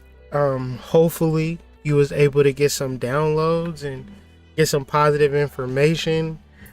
You know, I keep offering the olive branch for people to talk. Maybe I scared y'all into talking to me like, no, I ain't about to talk to this nigga. This nigga is the boogeyman. But what I'm gonna do? Yeah. Who ain't shy?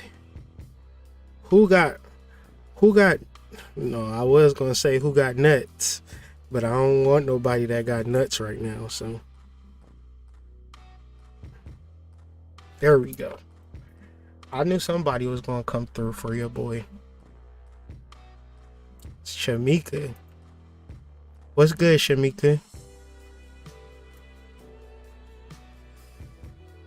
What's good, Shamika? Yo, peace. It's a pleasure to be here. I want to know, just how would I go about? Because I'm seeing my blockages. Things are becoming more and more apparent. The winter is usually my hermit mode time of the year, and I just want to know, how would I go about just buckling down and just hammering down on the things that are becoming apparent and just busting through this wall that I feel like I'm constantly up against? So, is there like something that you do, like smoke cigarettes or alcohol, or do you have like a vice associated with your blockages, or are you vice free? I got all the vices. Okay. So you gonna have to be honest about why you do the things that you do in reference to your vessel. It's cool, like at an emotional level, you might do these things to feel better, but at a physical level, it becomes destructive. So the reality is that there's a reason why you do the things that you do. So just saying stop a lot of times don't put you in the space of wanting to stop. So my advice is to start valuing the vessel and start making choices and decisions. If I eat this, would this better me or would this help me? And it's not easy, and it's not something that happens like every day, just like boom, I figured it out. But if you can be conscious about one decision and then replace it with something healthy or something beneficial, it's hard to have a pattern in how you go about life and then drastically change it in one day. And I wouldn't suggest that. But I would also suggest that doing one thing, finding one thing that you can stop doing and feel good about that thing that you're not doing and replace it with a positive habit and feel good about your positive habits, because that's the only way that you're going to bring about a real change. If you conceptualize the blockages, think about the blockages, is no indication that you actually going to act in your favor. And if you don't associate your blockages with your vices, you'll continuously blockage yourself and like I see my blockages, but I'm not doing the thing to stop myself from being blocked. So most of our blockages is centered in our vices, period. Because when I was smoking cigarettes, I felt a certain way about who I could be. When I was doing, drinking heavy, or I don't know, so many different things that I was just doing. And I'm not saying that it's better, but I'm saying that when I made internal changes to the point that they weren't my vices, it just was some stupid shit that I was doing in the past, then I was also telling myself it's not a block. Like I thought it was a block. I thought I would smoke fucking Newports forever. I thought that I would just really smoke Newports and like be I thought I was going to be one of them people that's going to be like on their deathbed smoking cigarettes. Yeah, like, I thought I was just going to be that person, because when I was like, why would I ever want to stop smoking nicotine? It's too enjoyable. I smoke it as I'm like driving. That was the thing, like, how am I going to like not drive and smoke? That's my shit. But I don't smoke it no more. But I'm saying that all to say, that's how I remove my limitations and my blockages, by relating it to my real world blockages and not acting like I don't got problems and issues that I need to correct. And if I took a serious look at my shit and changed some shit, felt better about it, that's the best thing that I could do. If I ignore it and try to trick my way into it, I'm just adding more time to the inevitable process. That makes sense? Total sense. Thank you so much. Mm-hmm.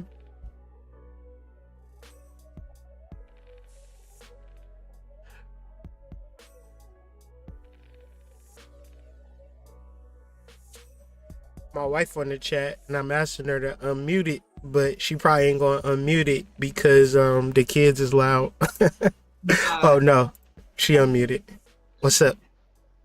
Nothing much. Hold on 1 second. You know, John wants to come right in. Of course. All right, there you go. But you need to put it on the charger, else the phone will die. The ever struggle battle of the phone. Mm-hmm. But no, I did have a question, and I wrote it down, and I was trying to remember where I wrote it down at. I might have when you come home. Uh-oh. Because I don't remember. But it was something that you had mentioned earlier. And I think I just had to look at my chart. And I want to say it was Capricorn in one of my houses. Where is it at? I don't remember. I think that's where's your son at? My what son, house? I don't know. Let me go. Uh-oh.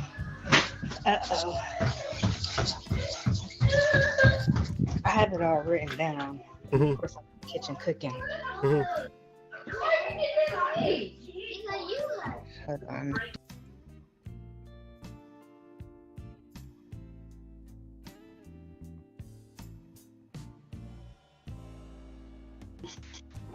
If I'm reading this correctly, it looks like my son is in my 12th house. Okay, so that would mean Capricorn is in your first house? I think so. Hold on, oh dang, I grabbed the wrong sheet. I think so. Hello, everybody. Peace. But I think so. So in reference to Capricorn, this being your first house energy, you wondering like how it's affecting you? Yes. So it's like how people view you has to completely transform, and more or less your aesthetic, how you care about yourself has to transform. It's like going down the rabbit hole and seeing the ways for which you don't care for yourself, and not saying, oh, I don't care for myself in this way, and start like crying.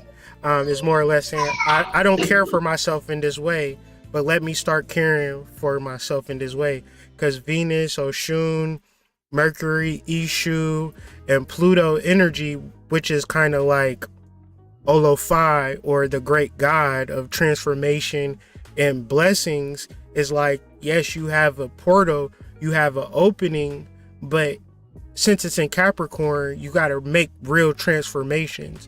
It's not trivial transformations. It shouldn't be like, well, I'm just kind of doing this self-care routine. No, I'm doing a face routine. I'm losing 30 pounds in 2 months. I'm working out 4 times a week. I'm drinking tea every day. I'm steaming twice a month. And you got a checklist of like, because it's like, in reference to how you want to better yourself, or in reference to your self-care routine, you can say, all right, I'm gonna do this self-care routine, and then just kind of like fall off of it, because it's like you probably don't got that many planets or energies in your first house. So more or less, the places where we don't have planets is where we have to do a majority of our shadow work. And even if you did have planets, it seems to be like transpersonal ones like Uranus and Neptune, where these planets give us a lot of lessons. The goal, though, is to really acknowledge lessons over like difficulties. Like, what's the difference between, is a thin line between a difficult disposition and a lesson that needs to be learned. And ultimately, a lesson that needs to be learned is some real shit. Like, to really learn the lesson, you like learn it to where it's like, okay, I'm not going to take myself out of it through lack of self-care. I'm going to take this time in these portals to look within myself and have these channels with Oshun, but take them seriously, because Capricorn is also where your higher self is at, and your greatest transformation has yet to happen. So part of this is like feeling like, well, woe is me at the onset, but then that little window of, oh, if I do this, I'll change my life. And that feels completely different from woe is me. Does that make sense? Yeah, that does. That makes a lot of sense. A lot of sense, because and even with the first house, it looks like Neptune is the only thing. Mm-hmm. Neptune, I think Capricorn were the only two things in my first house. Mm-hmm. And then I don't have anything else in any houses into my 7th house. Right. So it's a lot of shadow work and personal development. Meaning that if you don't have planets in these houses, it's kind of like, you know, everybody else is doing this and I'm just kind of out here like the exception to all rules. However, if you begin to do shadow work in these houses, in the house of finances, the houses of communication, the house of home, the house of talent, it's not saying that there's nothing there. It's saying that you got to put a little intention into it. And that attention is more or less in structure that you're willing, that you want to do. Like if you're doing anything and you like, well, I don't want to do this, I feel forced to do it, then just don't do it. Do everything from the space of, I'm so charged to better me that I don't want to do anything else, and then live in that authentic place of intention. In that space, there is no negative energy. It's just only being charged up and being happy and being engaged and accountable and responsible and everything that entitles life, because you've decided to take responsibility for what it is that you want to do. It sounds kind of crazy, but if you just kind of separate it for a second and say, I want to better my life, I want to improve myself, so let me start to do things that have that same frequency.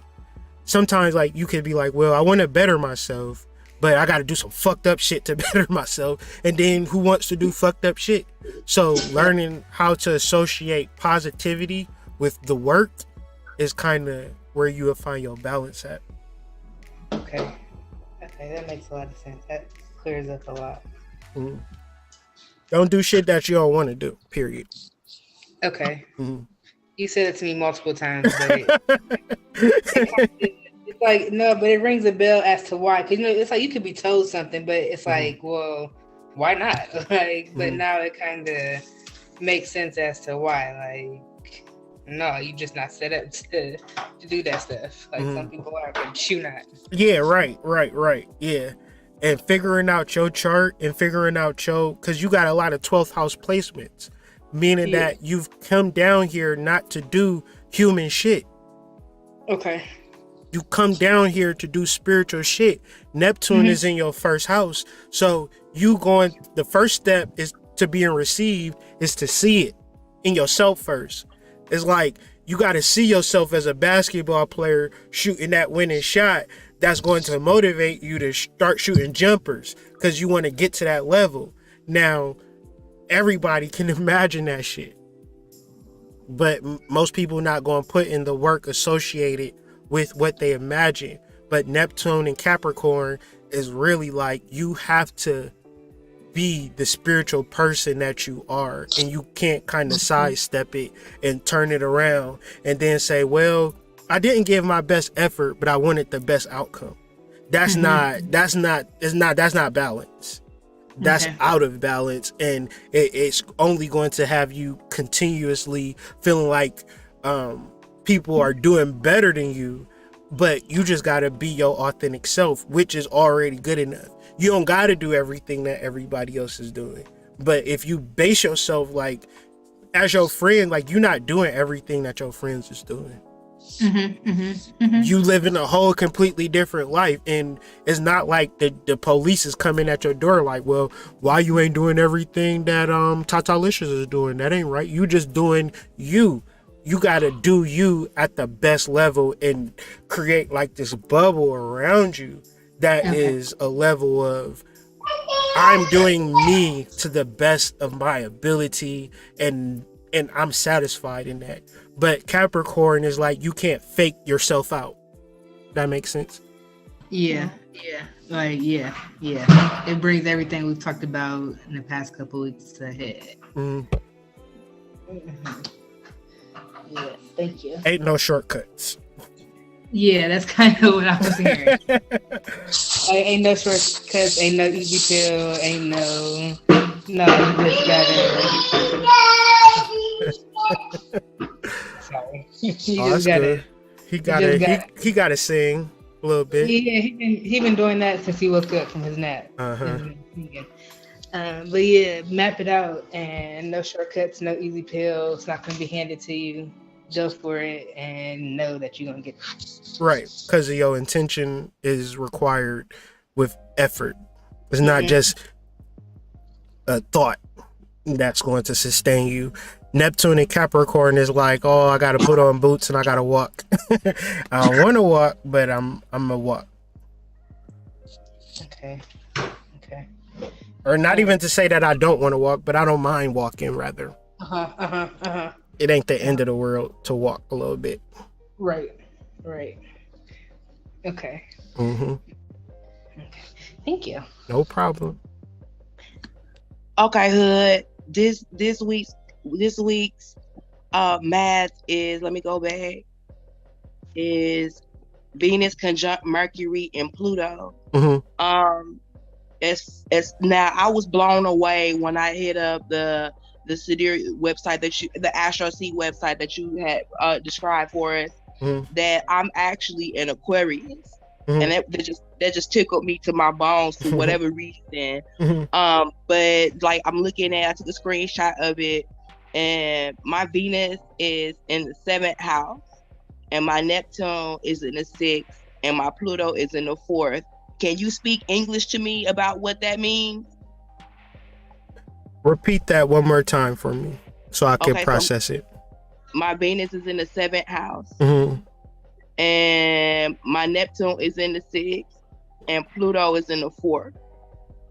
Okay. So Venus in the 7th house is kind of like, it's kind of an idealistic type love, and it depends on how serious you are with cultivating relationships and tapping into your estrogen, and how deep you are into your feminine life and your feminine journey. And this is kind of difficult to kind of navigate depending on the like constellation, but in it could be good or bad, but it's really good if you completely embody the Venusian estrogen-like feminine concept. The reality for a lot of people is that, life is kind of just generally hard, and it kind of throws us off of that path. So if you could restore that energy, then it's a lot that can happen for you. And you said, what was in the 6th house? Neptune in the 6th house. This is your spiritual development and your ability to be able to, one, create some level of service, but at a personal level, it could affect your health based upon you standing in your spiritual truth and creating a spiritual ethic about your life. So it could be always like, well, I'm always at the hospital, or I'm having these medical problems, but that's kind of like your spirit gotta fuck with you. For which, if your spirit just be like, all right, let me make everything perfect for Mika, then who's gonna give a fuck about spirit? So generally, for most of us, it's kind of like a poke in the side, which is medical scares and like all types of weird shit happening, especially in your 6th house. Neptune, Uranus, Pluto in the 6th house, really nothing to play with, because it's generally saying you got a purpose, where a majority of your life, you could look at your mundane life and saying that my neighborhood, my family, my boyfriend, this is all that life has for me, and thus what is spiritual going to actually do for me, versus really internalizing your spiritual journey and beginning to like develop a truth about your spiritual self, irregardless of your circumstance, irregardless of where you at, and becoming authentically spiritual, meaning that this is your house of service and this is also your house of health.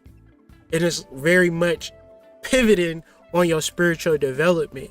And if you feel kind of perturbed and bothered, then is generally your spirit. And the last one you said was what? Was Pluto in the 4th. Pluto in the 4th. So Pluto in the 4th house, that would, what sign is Pluto in? Is it in Libra, Scorpio? Let me see. Okay, Pluto.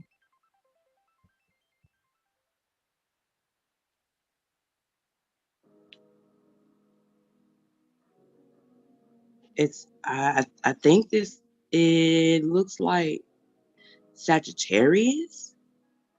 What year was you born, if you don't mind? 82. 82. So that would be Libra, give or take. Libra for a majority of people. So in the 4th house, depending on the deacon, is some form of mental stability, and for a majority of your life you haven't been mentally stable, not in a negative way like to make you feel crazy or nothing, but life has tested you to the point where you feel tested, and that testedness is kind of always give you like an edge, but you got to transform from that. You got to begin to trust yourself. You got to begin to love yourself to a point that you become mentally stable through this particular energy, so you can be receiving the downloads of your ancestors, the download of your soul, the download of your higher guide. See, your disposition of mental instability is like a cup that has a lid on it, and your ancestors is constantly pouring water, and your higher self is constantly pouring water, and your guides is constantly pouring water, but you have this mental shakiness of not trusting people, being taken advantage of, and all of these particular things. So your 4th house is very much in like your nutrition, your intake, and what you actually value, and beginning to create a proverbial diet of what you want to become, as opposed to what you are afraid of and what you're trying to get rid of all of the time. So it's a very simple thing to remove that top off. It allows the spirits to come pouring down, but your negative thoughts won't allow for that transformation. Pluto is the planet of transformation. And at one level, you can see yourself as you were, but you have to begin to see yourself as you are, or are becoming, but you already are this. Pluto would be like an acorn, which is an acorn at one point of his life, but a massive oak tree in another part of his life. And you have that truth, but do you stand in what truth? Are you the acorn in your reflection, or you are the massive oak tree in your reflection? And the truth, Mika, is that that's going to be your responsibility, to see you as evolved and leveled up and healed, or to constantly refer to how things were. And trust me, it's difficult, because you never get to a point where you are completely evolved past your past, because the remnants of your life always going to be a part of you. However, learning to constantly move towards this perfected state is kind of how you would transform. But you got to completely let go of the bullshit and completely accept the greatness of your soul, and allow your soul to kind of speak to you and work with you and transform you, and stop and remove the blockages. But the blockages is mainly how you kind of top yourself off and feel like you disconnected. And that is a mental instability space where you are connected and you can receive messages and you are tuned in. But if you don't believe that, if you don't truly affirm that and truly awaken you to that fact, you gotta really grasp hold of it through your Neptune, your house of service, through your Venus in the 7th house. You gotta really start to love yourself in every relationship, or cut motherfuckers off if you can't bring about that energy, because it's about your feminine hormones, right? It's about your whole encompassing life, and you making conscious decisions that's going to better you and stand in that truth. If you step outside of that and be like, well, you know, it's fucked up, it always been fucked up, then you kind of like impeding your journey, if that makes sense. Yeah. And really work on that. Thank you. Mm-hmm.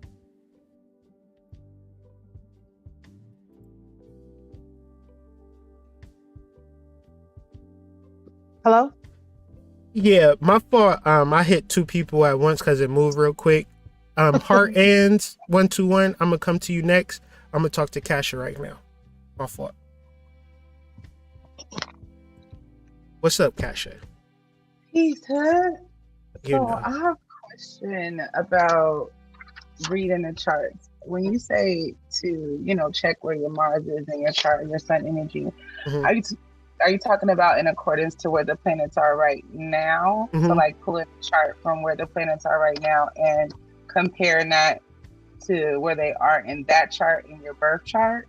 Or Yes. So you wanna you could reference your natal chart as kind of like if there's some conjunctions or if there's some alignments, but generally you want to read the outer ring where the planets are currently and how they reflect your chart. So where is Mars at in your house today? Like not where is Mars at in your chart specifically. But when you get into transit charts, you could then say Mars is in Scorpio, but Scorpio would be in I think that's your fourth house, one of the two. But anyways, like this is like Mars being in your Scorpio house. How does this look for you? Because for a lot of people, Mars and Scorpio is like either tapping into your masculine energy or desiring a masculine energy and really kind of conceptualizing it. But because it could be in the 10th house where you don't want a man in the fourth house is a husband, a man in the 10th house is a business partner or somebody to help you with your career, right? A man in the first house is, somebody that is there for the moment. It just depends on where Mars is at in your house, but not your natal Mars, unless it's like conjunct, like for my chart, Mars is conjunct my natal Mars, so that brings a little bit more intensity and a little bit of tension for it. But you want to look at it and not be confused about what you're seeing, because it's really just kind of looking at it as like a safe. It's like you turn in a safe, and then sometimes you can look at a transit chart and be like, damn, these things is like super aligned, and then you can start to do more research. But to get a general sense of where these planets are in these houses, and then begin to journal how you either expect things to be or how things are feeling and reference. But I also have a thing in the description if you don't know what the houses mean, to get a deeper understanding of what each house means, so you can get so when you see the first house, you could be like, oh, that's dealing with the self, or the 10th house, that's dealing with career, or the 9th house, that's dealing with travel. So you could just begin to look at, oh, Mars is in my house of travel, that means I need to start looking at trips and start traveling more type energy. But does that make sense? So when I pull the chart on AstroSeek, I pull it as a transit chart. Okay. It's right under the birth chart. Okay. That answers my question. Thank you. No problem. How you been? I've been good. You've been good? All right, cool. I'll be looking forward to that. Okay. Peace. Peace. Hello? Peace. Hey, Peace, can you hear me, Hood? I can hear you just fine. Cool. All right. Quick question. You were speaking a little bit about Mercury is connected to the crown chakra, correct? Yes. Okay. When I do my meditations, it really doesn't seem like I'm connecting. Would me having a hysterectomy have anything to do with that, since it's like involving my hormones? That could be yes or no. It's like generally that's a yes answer, but it's not an end all be all. You would just have to consistently be out in nature and really kind of get into a space that you are charging your body up with earth-like energies and making sure that your diet is in relation to supporting your health, as opposed so I'm taking to stuff like the holy basil, the chasteberry, and astragalus root, all those things, and nature. And how is that? Is that making you feel better, or is that just continuously making you feel disconnected?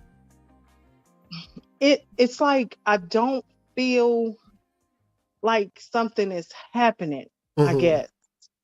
So maybe I haven't. One thing I want to stress is that everything is always happening, and it's a reason for everything perpetually. Nothing happens outside of kind of our lives. So part of it, like when you have a negative situation, you can also feel like, well, this is just a bad thing and there's no kind of resolve from it. But generally, when we are faced with obstacles, and this is just generally speaking, it's a deeper reason and a meaning for it. So wherever you're at in the momentum that you take to get to a place of feeling something, that's kind of just where you're at. And it's how valuable and how serious you are on the overall outcome. So if you're internalizing, I don't feel anything, when your heart is beating, you're breathing, you're walking, you got in your vehicle, you drove to a nature park, you were able to purchase holy basil, you were able to get all of these things are happening.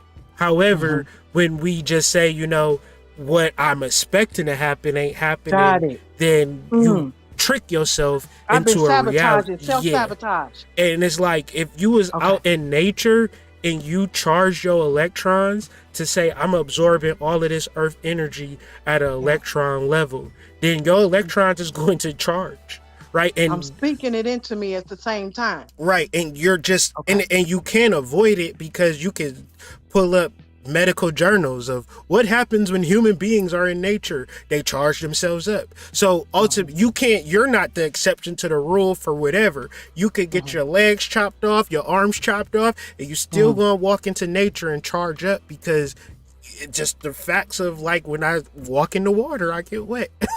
And that's always going to be a truth.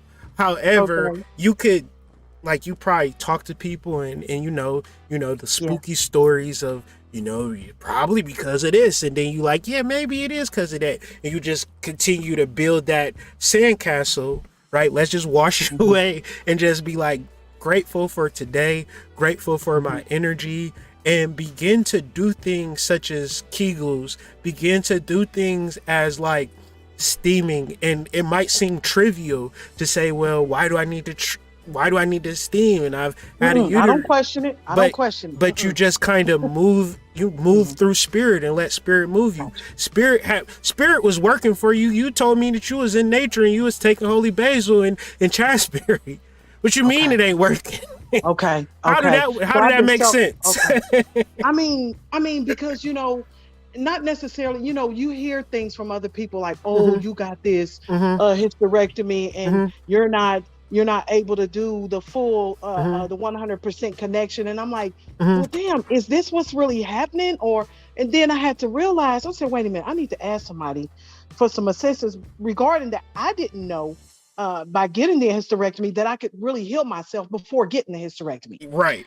And that's where we're at. When I woke up and started That's where we're at. Yeah. You're at that point. Like, so say for instance, healing. What is healing? If you had a perfect being and you said, we come down here to heal, and you said, well, I've been perfect my whole life, y'all can kiss my ass, right? Then it's like, well, all right then, sis, live your perfect life. But you can't stand in that space. You got to say, well, some shit done happened, and I had to really get down to the nitty gritty of healing myself. And now I got into a point where all of that negative thought is kind of dwindling it down to, all right, let me prioritize healing. Got it. Because if you cut yourself open, your human melanin, everything in you is saying, all right, we got to heal. So as we going through our lives every single day of living righteously, ingesting herbs, getting our proper nature, charging our electrons, then we are healing. It might be greater distance of a healing for you, or your healing might be so vast and so great you don't even realize it because your healing is that intense. It's not a point of comparing or rating or even imagining that a person could even reference healing when your body is going to be healing you, not people. Damn, that makes sense. Wow. They don't know nothing about how powerful you are.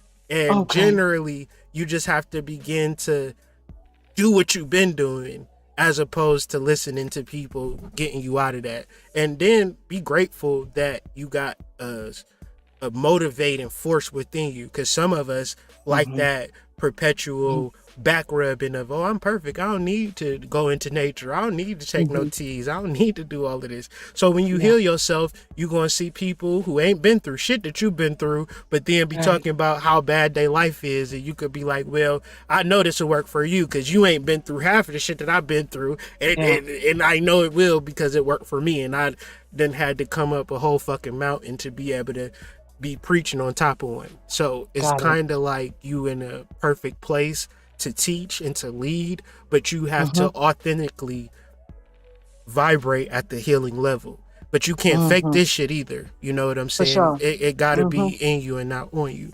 So you're in the right path. But continue to charge yourself.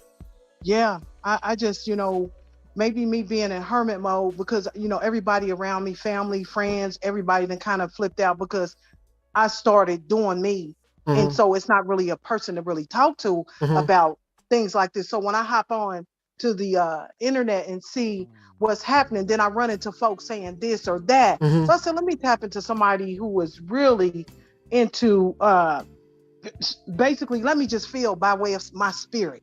That's what I use today. So thank you. When somebody so much. tell you something and your spirit say that's bullshit, start be like, all right. You're right. You're right. Because there's one point of people who that overcame shit, and then there's other people who just click record and upload. Gotcha. Yeah.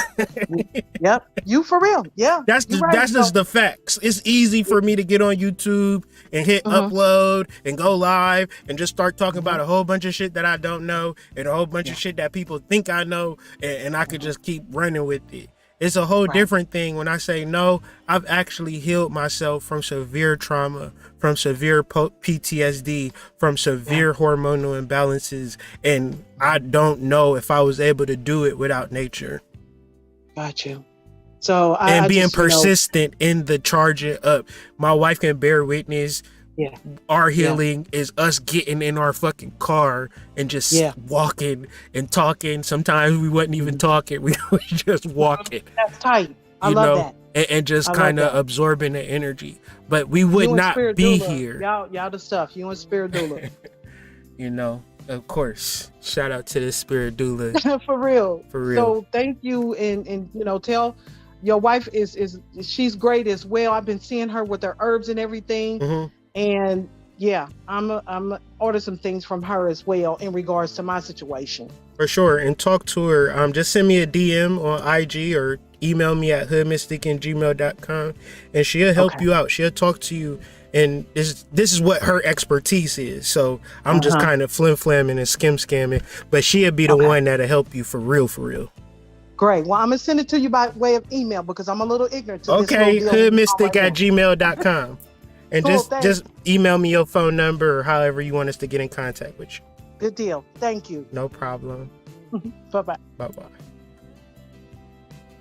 I'm going to do Ant, and then I'm going to do Aaliyah, then I'm going to get up out of here. Yo. What up, Ant? Oh, hold on. Hey, what's up, man? Just chilling. So I'm not really sure where to go to. I just been on the astrology with you. But I say one thing I noticed as of late. So just recently, you was talking about actually doing the ritual. So Moon was in Maga. My youngin' people died, so we went to grab a bottle and we poured out libation. Same day, I went to New York, but then my girl, I was going to do the prayer or say grace. and she did it instead, right? And when she did it, I realized I felt just a whole slew of hands touch my shoulder, and I was like, "Ooh, that was like moon was still in Maga this time."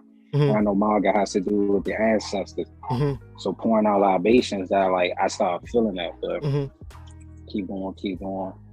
It's like now I'm be noticing like the routine or everything, but I don't really have no many questions. I just wanted to join and talk. Yeah, but share a little bit with everybody. That's powerful, it's just right like, there. It's powerful. Yeah, that's powerful. The fixed stars and the lunar mansions, the results that I done got, and I done help other people get like put them in position to stuff. Not necessarily it's really on their own, but I just kind of encourage them to like really get out there. Like when you did the introverted spirituality, it's like nah, it only work when you go outside. Facts. You got to deal with people. Like, you got to put them on to shit. Yes, sir. Like for instance, I got the planetary hours going all the time. Dope. And then it just became Venus hour. Green is mine. Life path 6, Purva Shada, Potter 3. So that's double Venus right there. And now it's my turn to speak to everybody and introduce myself. I'm also a part of the Learn Siberia Mystery School. Ashe. So yeah, I just shout out to you, Ant, man, putting it down on the rituals during the fixed star energy. And man, it's good that you saying that, because that's you getting some alignment and getting some download, but also getting the results. And other people can say, wait a second, it's a fixed star in your chart somewhere. It's an alignment to a fixed star somewhere. And you can begin to start to recognize that alignment. That's really like some king type energy as well, divine energy as well. So when they touched you, it feel like it's like a coronation and you stepping into your rulership and your planetary energy, right? So it's kind of like, you know, I feel like that moon, that subconscious energy, you tapping into a level of your deity energy or your ancestral ascendancy. I can't hardly explain it because everybody rule their kingdom how they want to rule it. But at the same time, how serious are you with understanding your power? Like, is it something that interests in you, or do you fully feel vested in your spiritual armor? Okay, cool. Okay, so you ready for it right now? It's like 2 years. I really listen. Once I seen you put your chart out there, you got Sun and Maga, and then Moon and Gemini. I got Sun and Dhanishta, Moon and Purva Ashada. So I was like, what is this? Is this what they say, twin flames? Like, we got opposite Sun and Moons. And every time you do something, I feel like I grow so much, my understanding grows. But the funny thing, you said opposites, and my last name, Anthony. Hey, is your first name Anthony? Nah, first name Antoine. Antoine, same word. Anthwon. Same word, you know, same root word. But yeah, that's crazy. That's opposites like a bitch right there, boy. Man. But I would say, bro, present information in the mystery school, man.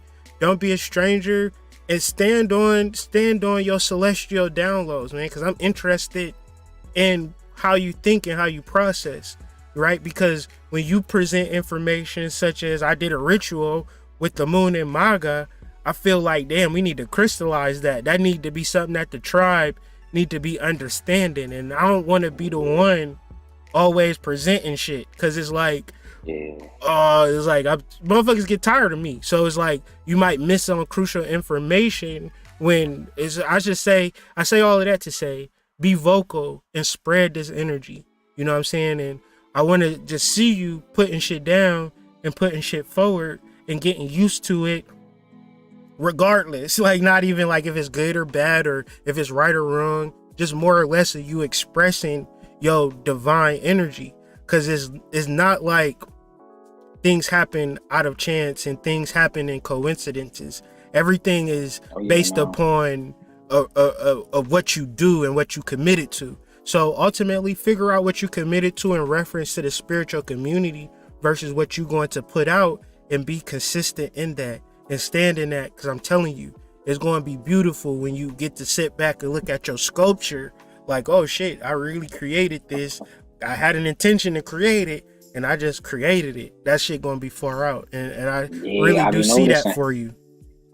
Yeah, it's the unfoldment. The piece you had earlier where you was like, your friend gave you some advice where you just be doing anything, and then a woman kind of just, well, what y'all doing? Mm-hmm. I noticed that. So once I started looking at the fixed stars, okay, the Mister is is the Delphinius. Mm-hmm. But then Purva is the god of Purva, the deity for Purva is the waters. So it's like I easily kind of like go through stuff, and then dolphins and water. So I'm like, oh, okay, that's cool. But then once I really started getting into it, I met a woman, and then we clicked immediately. So, and it's a trine in our chart. So I'm Sun in Aquarius, 3 degrees, and then she's 0 degrees Gemini, and then 0 degrees Moon in Libra, with a Libra ascendant. See, you giving people the codes of the synastry, like you from the divine masculine, showing them how to work it in your relationships, you know, and it work out like that though, bro.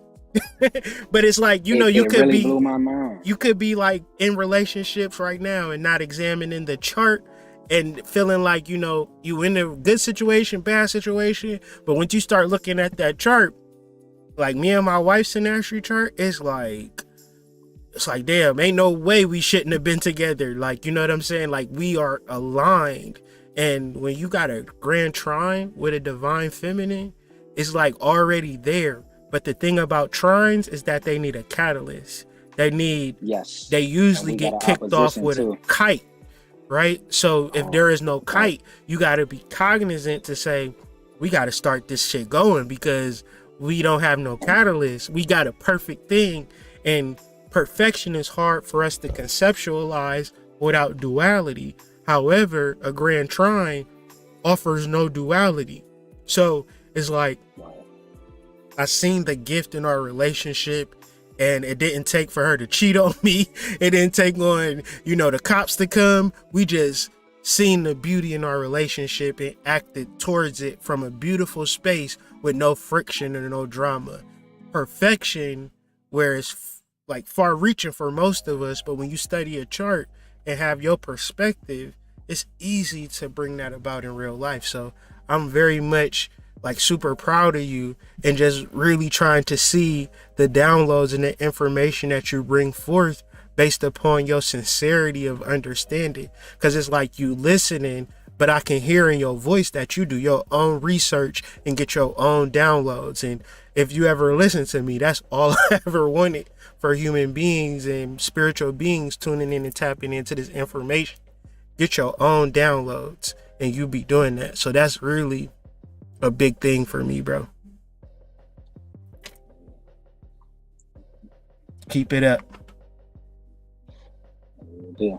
Thank you all for having me. No, yeah, I'll be looking for you in the mystery school, big bro. Peace, Aaliyah. Peace, hood. Peace. So lately, I have been watching your videos. Appreciate that. You helped me a lot. Mm-hmm. And you've been saying, you know, study your chart. So I've been studying my chart, and everything I've been researching in the second house has been like pissing me off because it's been negative. And I need somebody who I can talk to. What you mean by negative? Like with the second house, it keeps saying if you got Mars, it's like the worst house to have. I mean, the worst planet to have in your second house. And I'm like, damn, I got 3 planets in my second house.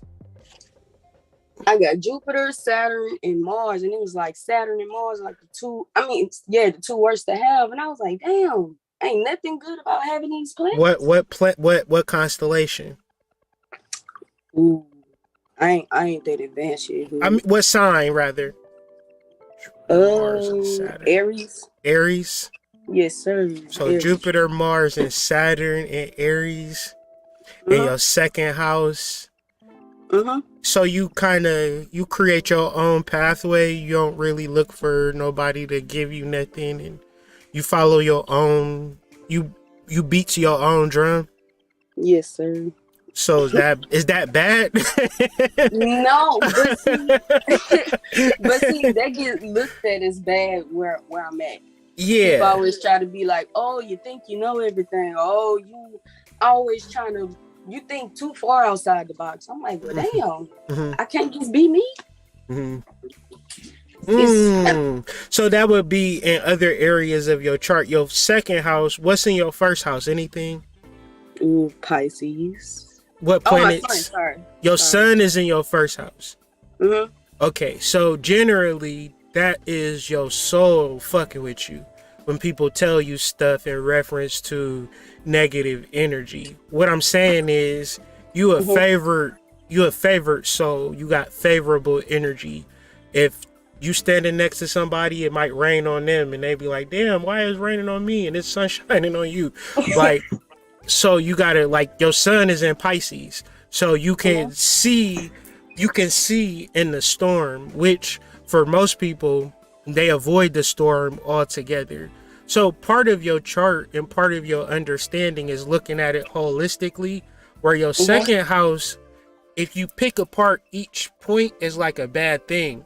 But that's like if I eat a piece of chocolate and it's just like, this is nasty, and then you give me a piece of milk and like, this is nasty, and then you give me a strawberry, you like, this is nasty, but then you put them all together, now you got chocolate strawberry milk, and you like, damn, this is a good ass beverage. That's what a conjunction is, or a stellium.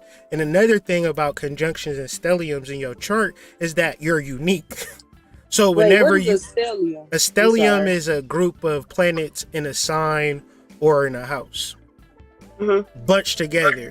So it's like a bunch, like chocolate and milk mixed together, and it's completely unique. And generally you comparing yourself to people who wouldn't ever be you. So it's like, how could they give you actual valid critiques if they not on your wavelength and on your level? But ultimately you're going to have to continue to study your chart, continue to study yourself, and begin to perfect yourself, because Pisces in the first house, Sun in Pisces, sidereal, that's really about like not doing human shit. Like you lose when you do human shit. You win when you do eclectic, unique, like I said, beat into your own drum. So you are exactly right, because every time I worked the job, I lost it. But the minute I started creating and selling my art, I started making money. Start making money again. Yeah, and that is a normal thing for like your job is to be a spiritual healer. But the first part of being a spirit, but you heal people. You already heal people. I don't want to put no effort, no strain on what I just said. You already heal people by being a 12th house, a first house Pisces. Like it was like, well, person be like, well, damn, I can't buy you because that ain't right. I'll just buy your art. But what I'm actually buying is a part of you when I buy your art. Because your energy is so powerful that people, their first question is what you do. And you like, I'm an artist. Oh, let me see your art. Oh, how much this costs? Okay, here it goes. I'll pay for it. And the first aspect is how they saw you and what they perceived when they saw you. They perceived healing. They knew that they were going to be healed. You could have told them I do cartwheels. You like, I charge $250 to watch me do a cartwheel, and they'd be like, well, here go $500. Can you do 2? Right? Because it's never about what you do, it's who you are. This, if you realize this is what you call shadow work. And your first house is shadow work. Your first house is saying, damn, people going to use me for healing energy. So I either don't want to be healing y'all, or I'm coming through with, I'm raining down healing energy, and then I'm going back to my cubby hole. And when I feel like killing y'all, I'll come out. But otherwise, what is y'all doing for me? And charging yourself. Go ahead. Okay. Now, the last question was, I also have 3 planets in my 12th house. In the research I did on the 12th house, everything was bad. From addiction to psychological issues to loss and death. And I'm like, this just can't be right. You know why though? Because if I'm right in that, and I know people ain't going to spiritually advance, then you're going to be smoking crack, you're going to be out here having sex, you're going to be out here doing dumb shit because you looking for your spiritual truth. And if ain't nobody telling you to do shadow work righteously, find your soul, do inner work, all there's left for you is goddamn football games and drugs and alcohol while you watching the football games. if I'm a writer of astrological sciences, and I know for a fact that people don't really give a shit about the 12th house, you got the 12th house bad. You got Sun in the first house. Pisces rules the 12th house. So literally your first house is more or less like your 12th house. And then you have energies in your 12th house where your 12th house is very much highlighted. As an astrologer, I would tell you, refrain from the human shit because it's only going to give you confusion type energy. As an astrologer, I tell you, do spiritual shit and stand in your spiritual shit because the moment you try to put on a human coat, you gonna be wanting to get high. You gonna be wanting to get drunk and do all types of weird shit. And it's all because most people are just physical. In a physical entire life, there is no solution outside of spiritual integrity. Meaning being righteous in your spiritual growth, honoring your healing energy, honoring your relationship to your ancestors, and really invoking the power of your spiritual beingness, and then realizing that human beings cannot fully conceptualize you at a cosmic or an atomic level. So there is no real documentation on the chart more than you continuously studying your chart and creating your own downloads and own verbiage. One thing that helped me when studying my chart is like studying the psychic placements of charts.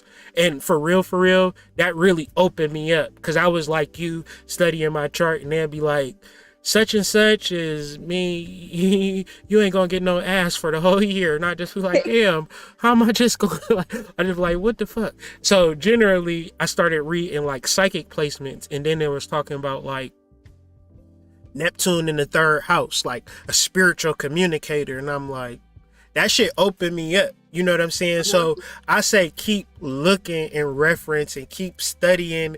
And general rule of studying astrology is don't deal with information that don't resonate with you, because that's general somebody doing some shadow projection. Because the person who writing about astrology, how the fuck they know what moon in the 12th house mean? They don't fucking know. They just writing shit down and you like, damn, I don't like that. That's your spirit saying don't resonate with you. It don't vibrate with you. Now, if I'm talking to you and you like, well, shit, I ain't like that at all. I work at a regular 9 to 5, hood. What you talking about? I'm eccentric and eclectic. Then you let me know. But otherwise, truth is based upon understanding your chart. How do I know that you are artist and eclectic and unique and make money your own way? Because the stars don't lie.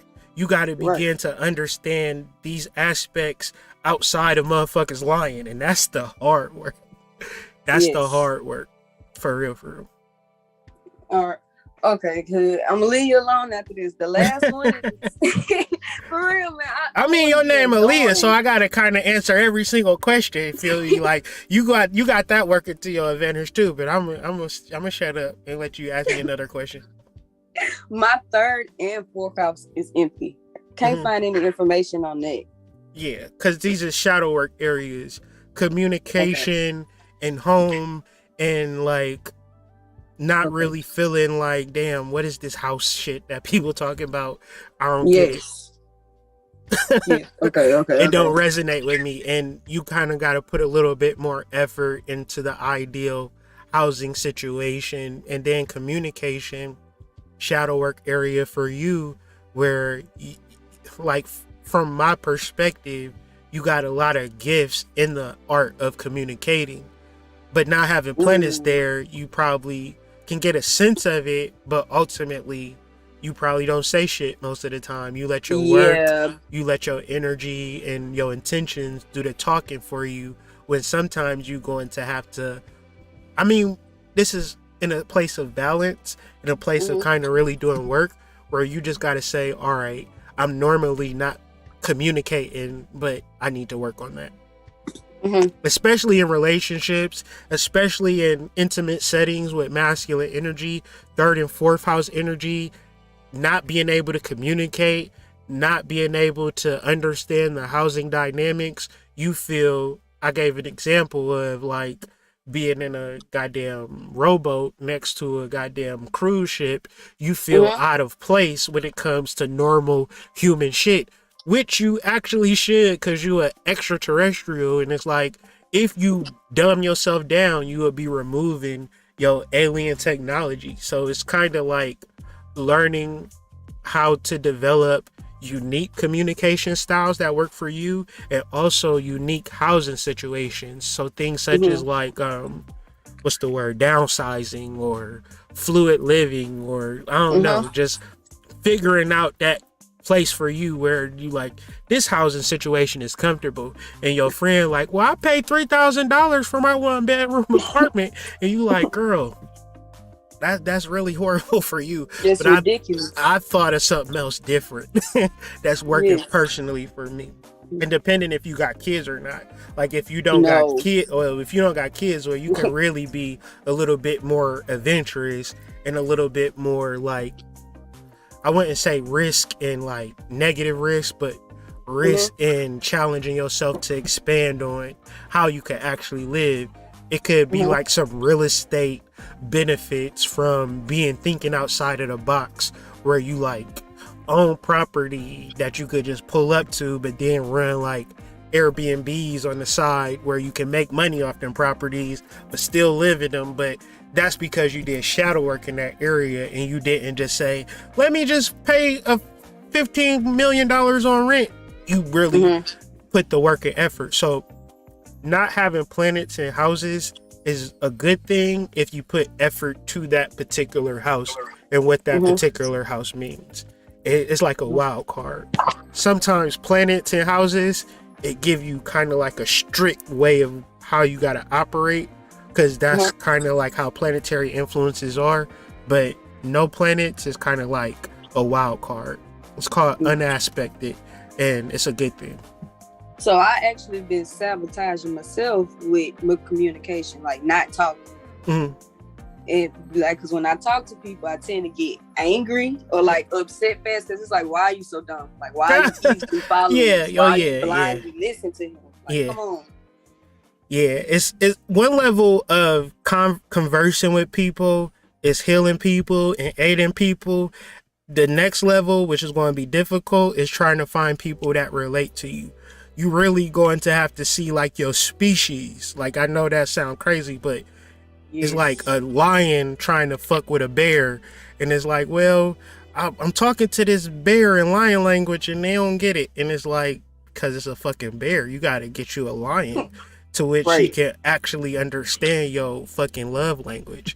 And if you able to stand in that truth of, I need me this type of species, fuck qualities and standards and all that, just I need a bear. I'm a bear, I need a bear.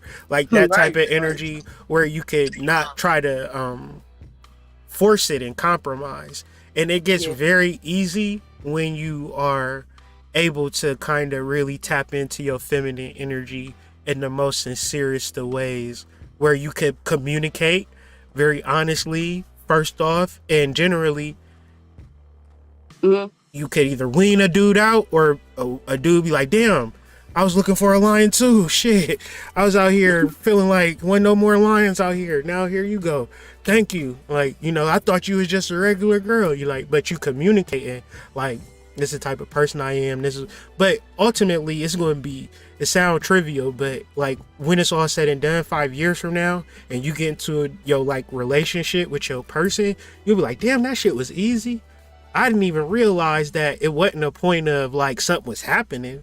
I was actually evolving into the person that I'm supposed to be, to love this person appropriately. If that makes sense. It does. It does. Ain't nothing going against you right now if you thinking that. Yeah, okay, I thought my chart was bad when I seen the 12th house full of planets. No, I was scared. I'm like, come on now, like it's not my chart. No, you just evolved, and being evolved is difficult for even people to write about. Like, this is why I started the work that I did, because I'm reading people's definitions of charts and I'm hearing the shadow projection. Well, when you're in the 12th house, you're going to drive a Chevrolet Celebrity, and it's like, what the fuck are you talking about? You just making shit up. Right. When your son is in the 8th house, your ass is going to be flat. And like, what do you mean? Like, how are you coming up with these conclusions? So it was just like total bullshit. that you got to really look at your chart individually and come up with your own understanding. Okay, and that's your responsibility. That's why I stress learning your chart, differentiating from places, because once you understand your chart at your own personal level, then that means more than what some goddamn weirdo was writing in their blog in their underwears talking about they know astrology and shit, but they was just hustling and bustling trying to increase their SEO clicks. They didn't know what the fuck they was talking about. Okay, so with me wanting to share my information, like how I just told you how I communicate, and me trying to bring that to like social media, it won't work. Like I get misunderstood a lot because of the tone of my voice. I think the tone of your voice is very intriguing and very much enlightening. So you got a lot of self-programming that's like, well, when I start the race, I'm going to lose. So ain't no sense of me even running the race. I already know I'm going to lose. How fast you running in 440? 4.2, but that shit ain't even that fast. I should have ran it in a 4.1. But yeah, anyway, like, come on. Like, you literally said when I get on YouTube, people ain't going to like me. Like, that's like, I'm going to just be like, you know what, sis, Aaliyah, you right. You don't need to be doing no shit like that. They ain't going to like you. That's what you expect me to say. No. You got to get out there and watch how people love you for who you are. And the only way you going to see that if you put yourself out there. And generally, the more that you put yourself out there, the more that you share your authentic energy, the more that you be like, damn, people really fuck with me the long way. And that's kind of how I know it to be. But you generally probably think of it in a different way, which kind of is your own little karma that you got to work through. But I'll be at the finishing line like, I knew it. I knew she was fast. I knew she was fast. Like, I self-doubt a lot.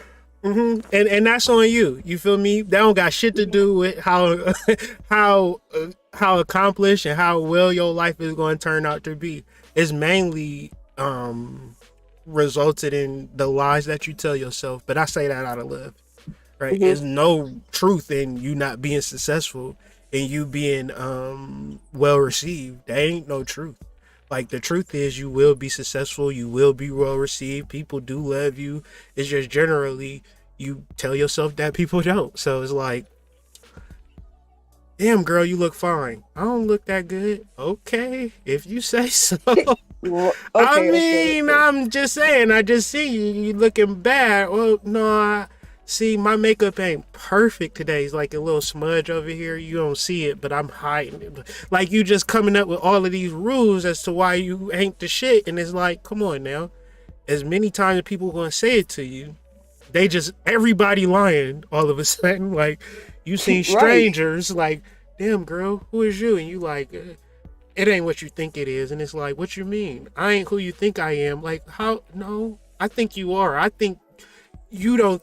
Like, you not who I think you are. Like, you lying to yourself. You got to begin to be a little bit more honest with how powerful you are, how beautiful you are, how magnetic you are, how fortunate you will become in the future, and continuously build on your successes. And then start to remove them lies, them little bitty white lies that you tell yourself in reference to, no real foundation. As I was saying earlier, we learn lessons. That's cool. That don't make you bad, or that don't mean that shit ain't gonna work out in your favor.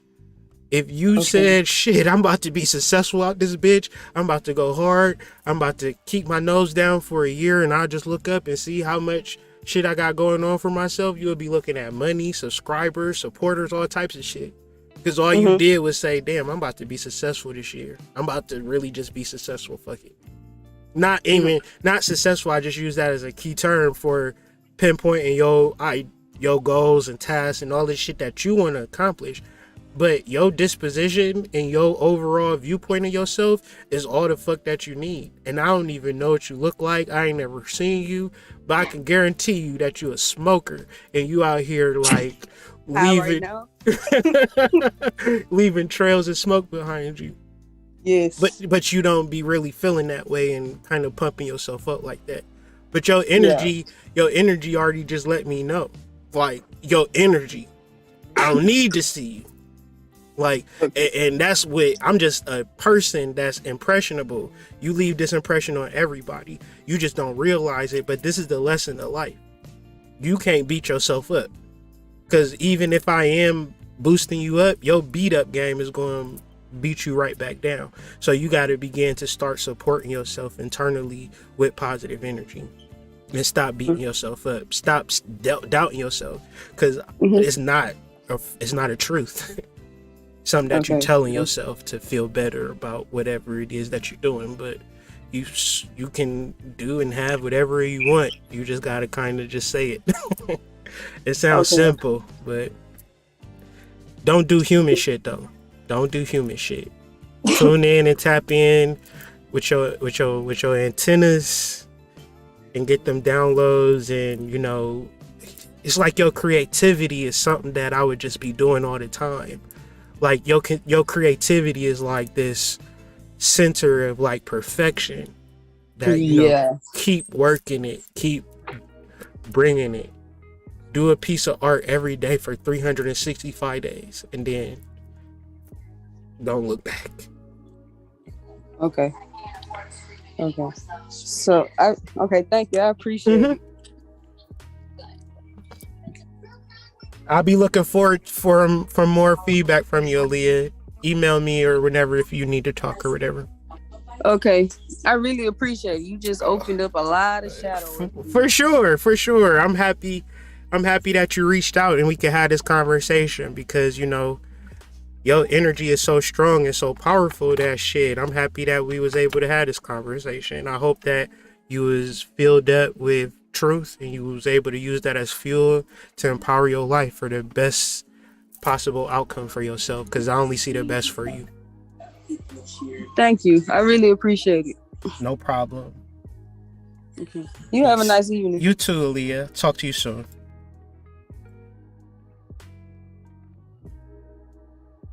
That thank you, Chica, for the donation. Appreciate the love. Appreciate all y'all for watching and tuning in for another edition of Weekly Astro Report. Shout out to all of my wonderful guests for their lovely contributions. And, you know, this was good. Everybody was on their best behavior. Really do appreciate that. Keep up the good energy. Keep up the good energy. Her energy is very strong, man. She's about to set the world on fire. But with that being said, I'm about to move on to what's the word? Clearer waters. And think I'm gonna eat some dinner. I'm hungry. I haven't ate all day, so I think I need to eat and sustain myself nutritionally. And I'll see you guys on the flip side. I got a Truth is Stranger Than Fiction that's dropping Wednesday on The Matrix and Ready Player One. That's going to be fucking far out. So subscribe to the channel, hit the notification bell, like and share the video. Put your favorite part on your Instagram story. Tag the Hood Mystic in it, and I'll give you a reshare. I would give you some money, but maybe next week I'll be starting to give money. But you know how the holidays is. Things is tight. But anyways, man, thank y'all. This has been a wonderful show. I'll see y'all on the flip side, man. This has been just a great show, man. Thank you to all the contributions, everybody in the chat. Anybody who watched this movie post live, thank you for watching it post live. Share, like, and subscribe, man. I'll see y'all on the flip side, man. Peace.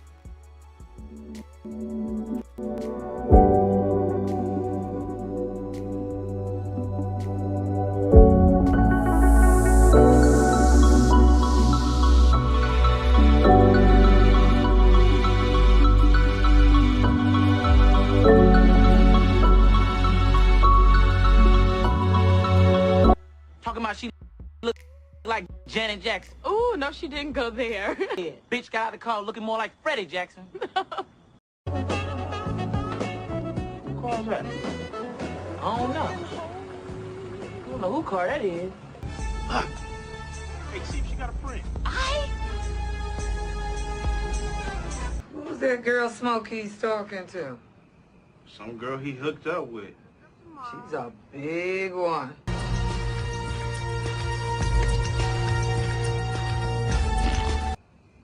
But if you come by, I won't call you. Okay? Don't ever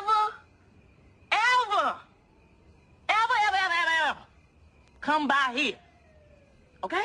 Forever, forever, forever, ever, forever, ever. You are now tapped in with the Hood Mystic.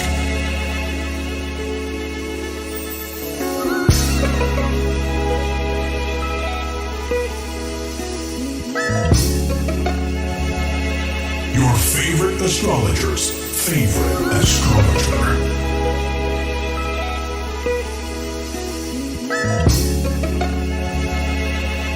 Time to tap in now.